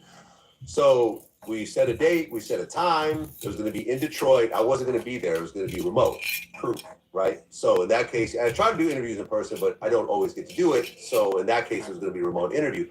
So earlier that day, we had a conversation about some of the topics that we're going to cover in the interview. And the conversation wasn't taped. So if the feds want any level of cooperation from me, I'm already not cooperating. I'm going to be pleading the fifth. I always protect my guests. I have a long history of this. If you look at, for example, the Keefe D situation, Las Vegas PD, try to get all my raw footage. I refused. There's a Jimmy Henchman situation where they wanted my footage. I also refused. I would lawyer up and I would fight situations like this. So I'm not cooperating on any level. And I'm not going to talk about what we talked about in our phone conversation. But the whole thing was we were setting up an interview for later that day. So the studio was booked. My man Mafi set it up. You were involved in the process as well. Everyone was excited. Because Dogface gonna talk it out. Around. I'm hitting up Mafi. Yo, what's going on? Where's he at? You gotta think about it. Dogface a talker. He gonna Dogface and Wack. They ain't stupid. They gonna talk. They gonna do the talking first. Hit you behind the scenes, squash it out. That's why. That to answer your question, Antonio, that's why. Oh, and he's gonna be there 7:15, and he actually forwarded me a text message, which will show on the screen from Allstar J, saying he's running a little bit late. It's gonna be 7:15. All right, cool. 7:15 comes around, nothing. 7:30, 7:45. Now we're not even getting an answer from him. 8 o'clock rolls around. I'm like, well, I guess we're gonna cancel. You know, we gave him a 1 hour grace period. I don't know whether he got cold feet or something happened, but at the end of the day, he didn't show up, so we canceled. And then I think maybe about an hour after that, I get a text from my feed from Allstar JR that said that the feds picked him up, which is horrible. It's a horrible situation. But I could tell you that I had absolutely nothing to do with that situation. If the feds wanted to pick him up, they probably would have waited once he got to the interview location. Right. If they wanted more info out of him, they could have just waited for the interview to be done. Well, the fact of the matter is they didn't know what the interview location was. That was all proprietary information that existed between yourself, him, Mafia, and It sounds like Dogface doing the interview. No idea any of this was happening. It's a messed up situation, but I am not working with the feds. I'm not cooperating with the feds. It sounds like Dogface doing this interview. We had already booked the studio. I was looking forward to doing the interview, and then this situation happened. And a lot of these like blogs are saying, you know, Allstar JR arrested on his way to a Vlad TV interview, and kind of implying that somehow I had something to do with it. And I could tell you that I had absolutely nothing to do with it.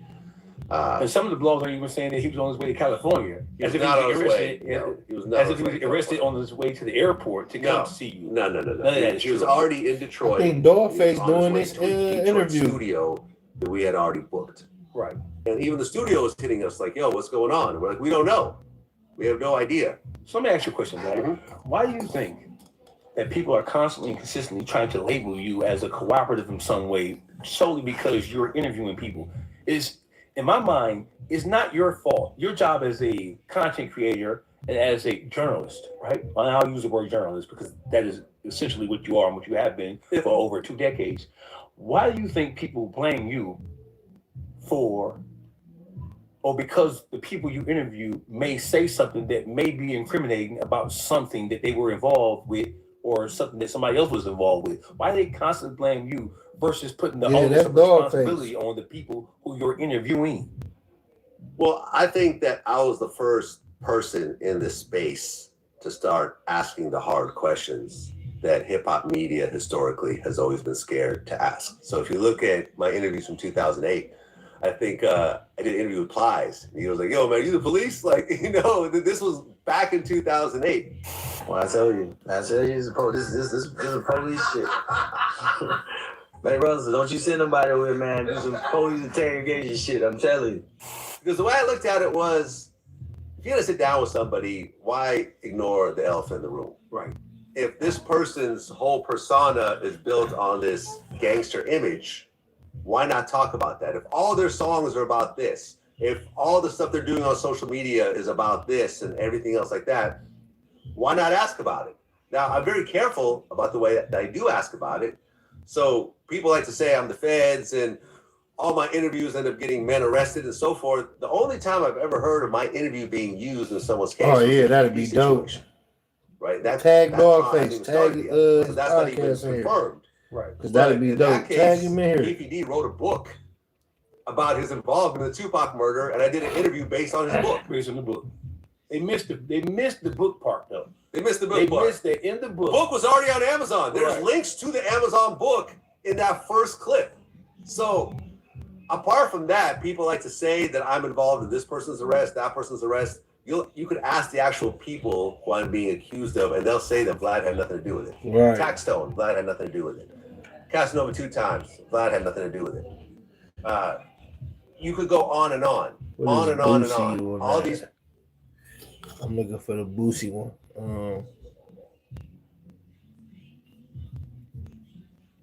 Man, you erased it, Antonio? Oh shit, I believe that should be a good one.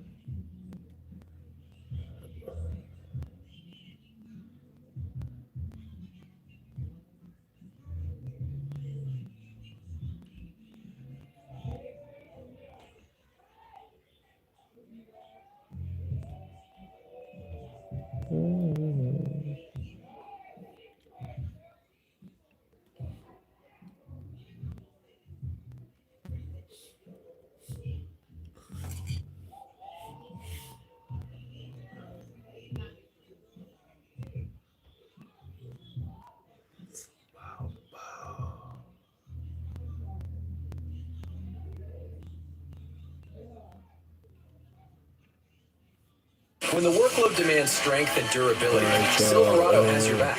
Lease a 2026 Silverado LT for $189 a month. Plus, Costco This the Vlad interview. Members only incentive. Where Vlad talk about Boosie. Imagine being able and to just give y'all the whole backdrop on what happened with Boosie.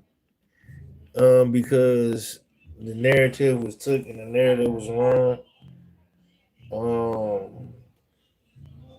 I think it would be a dope if you can get a chance to do an interview with Dogface on your platform. Yeah, that'd be dope. Hell yeah, that'd be dope. That'd be dope. We can ask all the good questions. I'm gonna look into that. But this right here, this Vlad. So this Vlad breaking down the situation with him and Boosie. We about to get into this real quick and then we're gonna call it a wrap. We 2 hours in, y'all. What's up, everybody? Welcome to an episode of 1090J TV. I am interviewing the legendary Vlad TV. And the first question that we're going to pop this off with is, me and you were connected through Boosie. That's right. And Boosie is one of my favorite interviewees that you've had on your platform. I'm watching every time it drops. And I'm now hearing that he's going up in price. He may be moving away from Vlad TV. What are your comments on this situation? Well, so that's 1090J interviewing. Our business relationship goes back 20 years. Before Vlad TV, when I was doing DVDs and I was holding the camera and going to Atlantic Records and filming him and Webby, and we'll show a little clip of that. It'll show how far we really go back. You ever run into any of the cats that bit off you? Nah, we ain't ran into them yet, you know what I'm saying? But they know who they is. And me and Boosie have had a good relationship, a great relationship, a friendship, a business relationship. I've been to his house a bunch of times. I met his family. And originally, I wasn't paying him to do interviews. But over time, as the views kept going up and people were really gravitating towards these interviews, we started working out appearance fees. And the fees slowly went up. And over the last couple of years, the fee that we actually stuck at was around was $25,000 per interview. Man, I hope they don't need it, bro. I don't think they will. That price was justified because Boosie was pulling in like 6 million views for every interview. And in that particular situation, and I showed Boosie all the numbers and all my back-end numbers and so forth. When he was getting around 5.5 million views, I would make around 35,000 off that interview, and he would make 25,000, right? So I had a $10,000 profit margin. He still made the majority of the money, but I was still making $10,000, so I was cool with that, right? And we were rocking like that for years. So some time had passed. It was, I don't know, about 6, 7, 8 months since our last interview. So I just hit him up one day, a couple of weeks ago, and we had a conversation. And this conversation was a private business conversation, but Boosie recently did a live where he revealed parts of this conversation. And in his live, he said that he had asked for $5,000 more, and I said no, which is why he's not going to do the interview. That's kind of straight. I wanted $5,000 more than he wanted to pay me. He didn't want to pay me, sir. Let me hit that. I think I'm gonna make more money doing it this way. And I'm editing my interview now. Now, that's not exactly accurate. So, I wasn't gonna put any of this out there, but because he started putting out numbers out there and people started going, oh, Vlad being cheap, why is it only 5,000? You could pay him that, not knowing the whole picture. So I'm gonna lay out the whole picture for everyone just to explain what exactly is going on. So when I called Boosie, like I said, the fee had always been $25,000. He said, I want $40,000. Let me hit that, Hershey. And I'm like, fam, I can't do $40,000. That's just putting me in the hole in a situation like this. And he's like, well, I'll go as low as 35. And I'm like, man, listen, I might be able to do 30 after I run the numbers, but 35 is definitely out of the question. But let me go ahead and run my numbers and actually see what's going on. So I went back and I looked through the last 5 or 6 interviews, and I looked, and the profit margin on each of these interviews was around $10,000. So I showed him the numbers. I sent him a spreadsheet showing him my back end numbers, and I'm like, bro, the most I could do is 25. You're asking for 35. Your traffic has been dipping over the years. You've gone from about 6 million to about 5.5 to about 5 and some change. So you're looking at about maybe a 10, 15% decrease in views, which means a 10 to 15% decrease in revenue, as you know, but you're asking for a 40% increase in appearance fee, a 40% increase. It doesn't make any business sense, because what'll end up happening is, look, Boosie's already at home, right? He wakes up, he does the interview. There's no cost associated with him, and he was getting paid $25,000. I have to fly because I don't have a studio or a camera crew in Georgia, in Atlanta. So I have to hire a camera crew in Atlanta. I have to fly from LA to Atlanta. I have to get a hotel. I have to have all the costs associated with it. And then afterwards, I have to pay to get the video edited and pay my crew and everything else like that. And as you know, with YouTube, I'm taking all the risk because sometimes videos get demonetized. Facts. Right? Especially when we talk about someone like a Boosie, who has, he swears, he's talking about a lot of edgy stuff. And at the end of the day, I'm taking 100% of the risk. So I'm like, listen, I cannot pay you $35,000 when I'm going to make nothing. Or maybe I'm even going to take a loss. And Boosie was like, yo, you're being cheap. And I said, I'm not being cheap. I'm being put in a situation where you make all the money and I make none of the money. It simply doesn't make any business sense. Well, let me ask you, what was it that caused the price hike? Because I feel like it would be more understandable if he just beat a major case or if something significant happened. And you know what I mean? Like sometimes we see rappers go through crazy things and everybody wants that breaking story. What was it that you think caused this to come about? I don't know. I know Sean Cotton, me and Sean actually had a conversation about this yesterday, and he had put out a video where he said that he had heard from someone that Boosie was upset because I had mentioned that I paid Tekashi more than I'd ever paid anyone else. And that might be the reason. I've never actually asked Boosie to confirm this, but if that is true, you guys have to understand, Tekashi brought in like 20 million views. It was the biggest interview of 2025. It was the biggest meme of 2025. I stole that shit. Stole that shit. That's what I do, nigga. Stole that shit. Fuck, nigga, I stole that shit. Yeah. That's still being used. There's a Trump version. Stole that shit. That's what I do, nigga. Fuck, nigga, I stole that shit. And I stole it. Like, bro, but niggas don't understand. I took facts. There was all types of stuff. It was a huge interview. And for that particular interview, yes, I paid more than I paid anyone else. But that was a one-off. The other Tekashi interviews were not, that same price, right? Because they didn't get those same type of views. I paid Boosie way more than I paid Tekashi. Way more. And not only that, it doesn't seem like Tekashi is that consistent versus Boosie is more of a recurring guest. Yeah. And I hope that Boosie, I don't wish, whatever direction he chooses to go, but I hope he realizes the power and the dynamic that you two have. Because both of you mesh very well, and it's the presentation entirely that makes it what it is.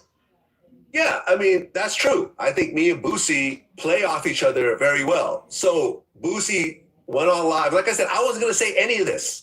This was just going to be a private conversation between me and Boosie. And if people ever ask, I'd be like, oh, well, me and Boosie just busy. And, at some point we might hook up or not. I mean, it is what it is. That's my man. But he decided to make a video. And in the video, he said, yeah, I'm going to do the interview myself.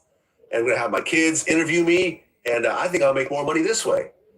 And I'm actually glad that Boosie is going that direction because he'll get to see for the first time how much money's actually made. Right.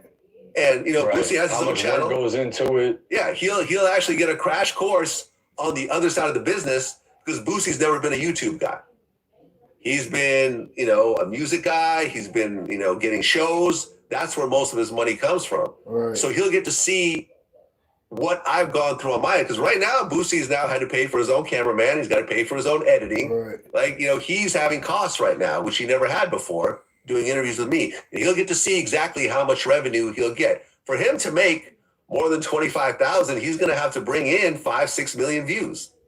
At least 4 million views in order to make that back. And I hope he makes it. Because at the end of the day, man, everyone transitions and everyone, businesses change and people have different priorities and everything is like that. Maybe Boosie will be okay getting less money, but owning the content. That's really up to Boosie. It's not up to me, but I think it's good. And I want everyone to watch that interview that he puts out himself. And people can come to their own conclusions, but I can almost guarantee that after Boosie goes through this process, he'll see that Vlad has been fair with him this whole time. Vlad has been 100 with him this whole time. We've never really had, up to this point, we never had a business disagreement. At times where Boosie's like, oh, well, I thought I was going to, get this. And I'm like, okay, cool, you can have it. I'm not tripping. Because for me, the relationship is more important than anything else. It's the business relationship. 100%. Really. Like I said, for years now, I've been giving Boosie the majority of the money. He's been making 25, I've been making 10. I've been okay with that. But at the point where he makes 35 and I make 0, then I can't do that anymore. That's just the reality of it, man. And the thing is, the fact that he put out the $5,000 thing, people didn't understand what it was. Because like, oh, well, if he's getting 50, and that's just another 5,000, that's a little 10% increase. What's the big deal? Well, no, he was making 25 and he asked for another 10. I think the 5,000 came from, I said, maybe I could do 30, but he wanted 35. And then I had to back up off that 30 after running the numbers. So really he's asking for another 10,000. And that's the truth, man. That's the absolute truth. And I just want to say that regardless of what happens, Boosie's my guy, and we've done classic content together. You'll never, ever hear me say anything bad about Boosie. Ever. I wish him all the best. He has a beautiful family, super talented, a great interviewee. Anybody is lucky to have Boosie on their platform. But the kind of money that he's asking, I don't know anyone that'll pay him $35,000. Not to say he's not worth it. I'm not saying, I'm not telling Boosie what his worth is. People are worth whatever they think they're worth. But I'm saying in terms of the market, and you have a YouTube channel. I mean, if Boosie asked you for $35,000 to do an interview, would you do it? No. Yeah. I would pass on that. And I also think that one of the elements that he's not taking into consideration, if he plans on dropping this on his own YouTube channel, he has to understand you have to remain consistent. Otherwise, your active viewers on your channel is going to drop. So if you only have a very limited amount of people actively watching and you drop a video, it's not going to go as viral as you think. Versus Vlad TV, the platform with over 6 million subscribers, is dropping multiple videos every single day. When you have over 1 million to 2 million active viewers currently watching, these videos are going platinum immediately. And I don't think he understands that. He'll figure it out. But I definitely hope to see him back on Vlad TV in the future. I hope to see Boosie back on Vlad TV in the future as well. We don't have any sort of beef. If you notice, I haven't said one negative thing about this man. Not one. Boosie's dope, man. I love Boosie. And we've had so many moments, the hypnotized with hatred, the come on dog, there's still memes that are floating around. People love me and Boosie. And yeah, he's done other interviews, but I think if you ask any Boosie fan who their favorite interviewer is with Boosie, I think almost all of them will say Vlad. 100%. And that's not me in my ego or whatever else. I think most people like how me and him do our interviews together because I push back. I bring up stuff that he wasn't expecting. I don't let him just kind of go in a direction that I disagree with. And there is some back and forth. There is some push and pull. And I think what we do, and we have a good rapport with each other. I know what to ask him. We have a long history and so forth. Can he rebuild that with someone else? Possibly. But it's going to be some work in order to do that. And like I said, maybe Boosie feels, hey, listen, I'm fine without making any upfront money. I'd rather just own everything and make less money and build it up over time and so forth. And that's cool. And I remember one of the things that Boosie said was like, oh, you're going to keep making money forever on this thing. But the reality is that YouTube videos don't really make money forever. No. There's a big jump in the beginning and then it starts to go to zero. a few blips happen every so often, but really most of the money is made in the first week or so. Right. It's not like having like a timeless song, right? It's not like having like a Wipe Me Down that continues to just kind of keep getting licensed and keep getting played at concerts and big sporting events and stuff like that. YouTube is different, man. YouTube, you get a big jump in the beginning and then it'll go down really almost to zero. You might get little blips and so forth. So Boosie gets to experience that for the first time on his own platform. And I think it's cool that he's doing his own interviews. There's no bitterness, anger, or whatever else. We just couldn't come up to a business deal that made sense for everybody. And, I felt a little bit type of way about it, but I was going to keep it to myself. But then now it was on every blog. Like literally every blog had picked that up. And people started coming up with their own conclusions and so forth because what he put out was very limited. He just said, he didn't want to give me an extra $5,000. And from the surface, that sounds like me being cheap or petty or whatever else. And it really wasn't just about that $5,000. It was about the bigger picture. And it was really $10,000. And it was a 40% increase, a 40% increase, which when you look at business, if you want a 40% increase, you have to justify that 40% increase, right? There has to be 40% more revenue. It has to be something. And there wasn't anything there. So I had to say, hey, man, I'm passing.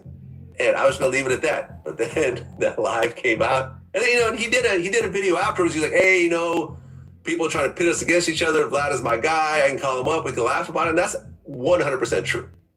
Hey, y'all on social media trying to make this like it's a beef between me and Vlad, bro. Like, that's my motherfucking guy, bro. Like, I can call Vlad right now, bro.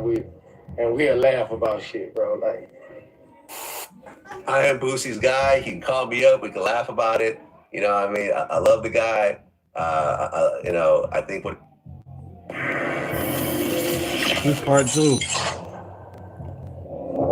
So Vlad. Yeah. I look up. Your old partner Boosie went rogue on you, Vlad. Still my partner. Not my old partner. Still my partner. Still your partner. Yeah. Well, you started all this. What do you mean? Well, I gotta be truthful. I've never heard you talk about the amount of money you paid anybody. And for some reason, because you mentioned what you paid 6ix9ine, which I got. Well, I never mentioned what I paid 6ix9ine. That's not true. Well, how does he know? People come up with numbers. What I did say is that I paid 6ix9ine for that first interview more than I've ever paid anyone for an appearance fee. Okay. So I didn't talk about numbers, but I did say that. Okay, so people probably started doing some math in their heads. So let's say, okay, well, he takes that and says, I should be getting paid more than 6ix9ine. No, he never said that. So what is he saying? Because he's getting paid more than 6ix9ine.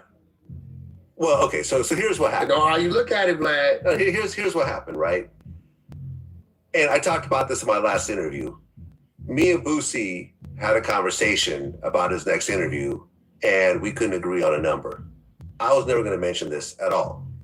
This was a private conversation. My personal business with Boosie has never been public. So if anyone would have asked, hey, what's going on with Boosie? I was just saying, hey, we're both busy. Our schedules aren't aligning. That's my man, and so forth. I was going to leave it alone. But then Boosie ended up putting up a video saying, oh, new interview coming, not Vlad. So people started talking at that point. But I still wasn't going to say anything because Boosie could do his own interviews. Lots of my guests have their own podcasts. Like Ari Spears has his own podcast. Yeah. Lots of people, you doing stuff with No Jumper. I've never had a situation where I said you could only do interviews with Vlad and no one else. People are free agents. They can do whatever they want. But Vlad. Yeah. I don't know. Boosie is, I'm thinking at least 4 or 5 times out the year.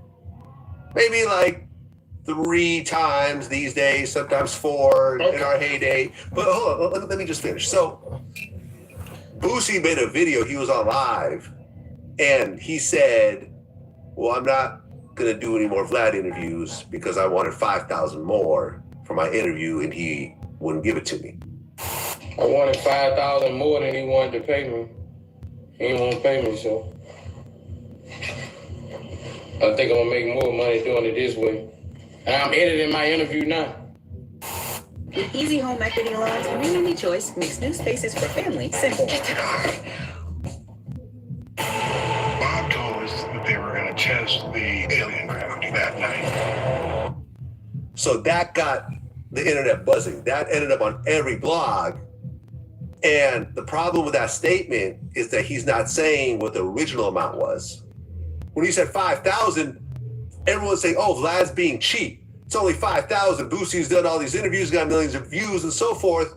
There's no context to this conversation. And also, it wasn't 5,000. It was 10,000. So I basically had to come forward and lay out the whole story where I said, listen. He wanted another 10. No.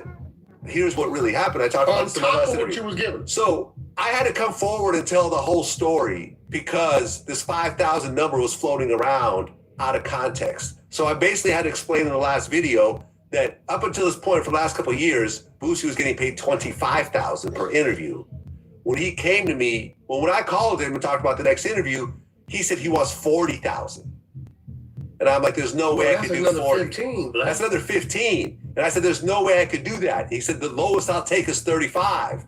And I'm like, maybe I could do 30, but I got to run the numbers. I got home, ran the numbers, realized the profit margin for the last couple of years was only 10,000. I said, I can't even give you 30 because it doesn't make any sense. The one thing that I didn't mention last time also is that Boosie was originally getting paid 20 for a while. You went up. I went up by 5 because I came up with the idea to do house tours. I'm like, let's do an interview at your house. I'll fly out there. We'll do the interview for 20, and then the house tour will be another 5. So if the interview gets demonetized, parts of it or whatever, the house tour will make up for that money, and it'll still be profitable overall, and you're not leaving your house. 2 different separate content. 2 separate pieces of content. Everybody wins. You get an extra 5,000. I've created a new piece of content out of thin air, and everybody wins. But he wanted 40, and he wouldn't go down below 35. And I said the most I could do is 25. So we ultimately said, okay, we can't do it. This is not going to work. So we parted ways. And then when he released, the 5,000 statement on social media, that's when I had to respond. And that's when I put those numbers out. Then Boosie ended up basically doing a follow-up video. And people were saying, oh, Vlad's lying. He's making up these numbers. Boosie admitted on camera that it was, in fact, 25,000. And he felt that he deserved 35 because he felt, well, number one, this is kind of where it gets a little weird. Stop. Wait, Black. Let me show that. Okay, go ahead. Does he understand that in order to deserve 35, it's only one thing he can put in front of you? That has to be an increase in his number. Right, and that's what I explained to him in the conversation. Been an increase. Yes, his numbers have actually been going down or staying level over the last couple of years. He went from about 6 million to like 5.5, 5, and kind of dipped around that time. He's not doing the 6 million that he was doing during the pandemic when everyone was at home, when everyone's traffic was higher. It's not his fault. It's not like his content isn't great. It's just that things are more spread out now on YouTube. People aren't watching as much, and there's a lot of new podcasts and so forth. So that's what it is. So Boosie did an interview. Well, he did a video in his car about the situation. He's like, yeah, I asked Vlad for 35, but I'm giving him a deal because we would do 4 interviews a year at 25. I'm saving him money by only charging him 35 for one interview. Well, if I'm getting 25K from Vlad and I'm on that motherfucker how many times a year? And now I ask for 30. So basically, they can't come to agreement on what he should be getting paid. You know what I'm saying? I don't know. With the Boosie shit, man, I don't know. I think Boosie just go ahead, get a couple more grand, call it a day, take the interviews. You can't lose. You ain't losing. You talking about shit that's going on in your life, current shit. You just gotta make it funny and interesting, easy. So far, man, we went over Wack 100. We went over Allstar JR. We went over the Boosie shit. Both situations with Boosie, Vlad's situation with Boosie, and Boosie commenting on Allstar JR post. That's it, man. That's it for the day, man. We 2 hours in, man. We 2 hours and 30 minutes in. Make sure y'all like, share, and subscribe for y'all chance to win the Pocket 2 Creator Combo. Like, share, and subscribe, man. It's rich enough, man. We'll be back here probably tomorrow, man, with some information or some a rundown, a breakdown, or something, man. The subscriber goal is 2.5K. So let's get there, man. Let's get there. Like, share, subscribe, man. Comment. Make sure y'all comment, and hype these videos up, man. The only way to win that Pocket 2 creator combo, you gotta like every video, you gotta subscribe, you gotta comment on every video, and you have to share every video. Yeah, man, it's rich enough. Y'all can share it on motherfucking Twitter. Y'all can share it on Snapchat. Y'all can share it on Reddit. It's all type of shit y'all can share it on, man. But it's rich enough. Make sure y'all do that. Thank y'all for rocking with me. Like, share, subscribe. It's rich enough, and we out, man.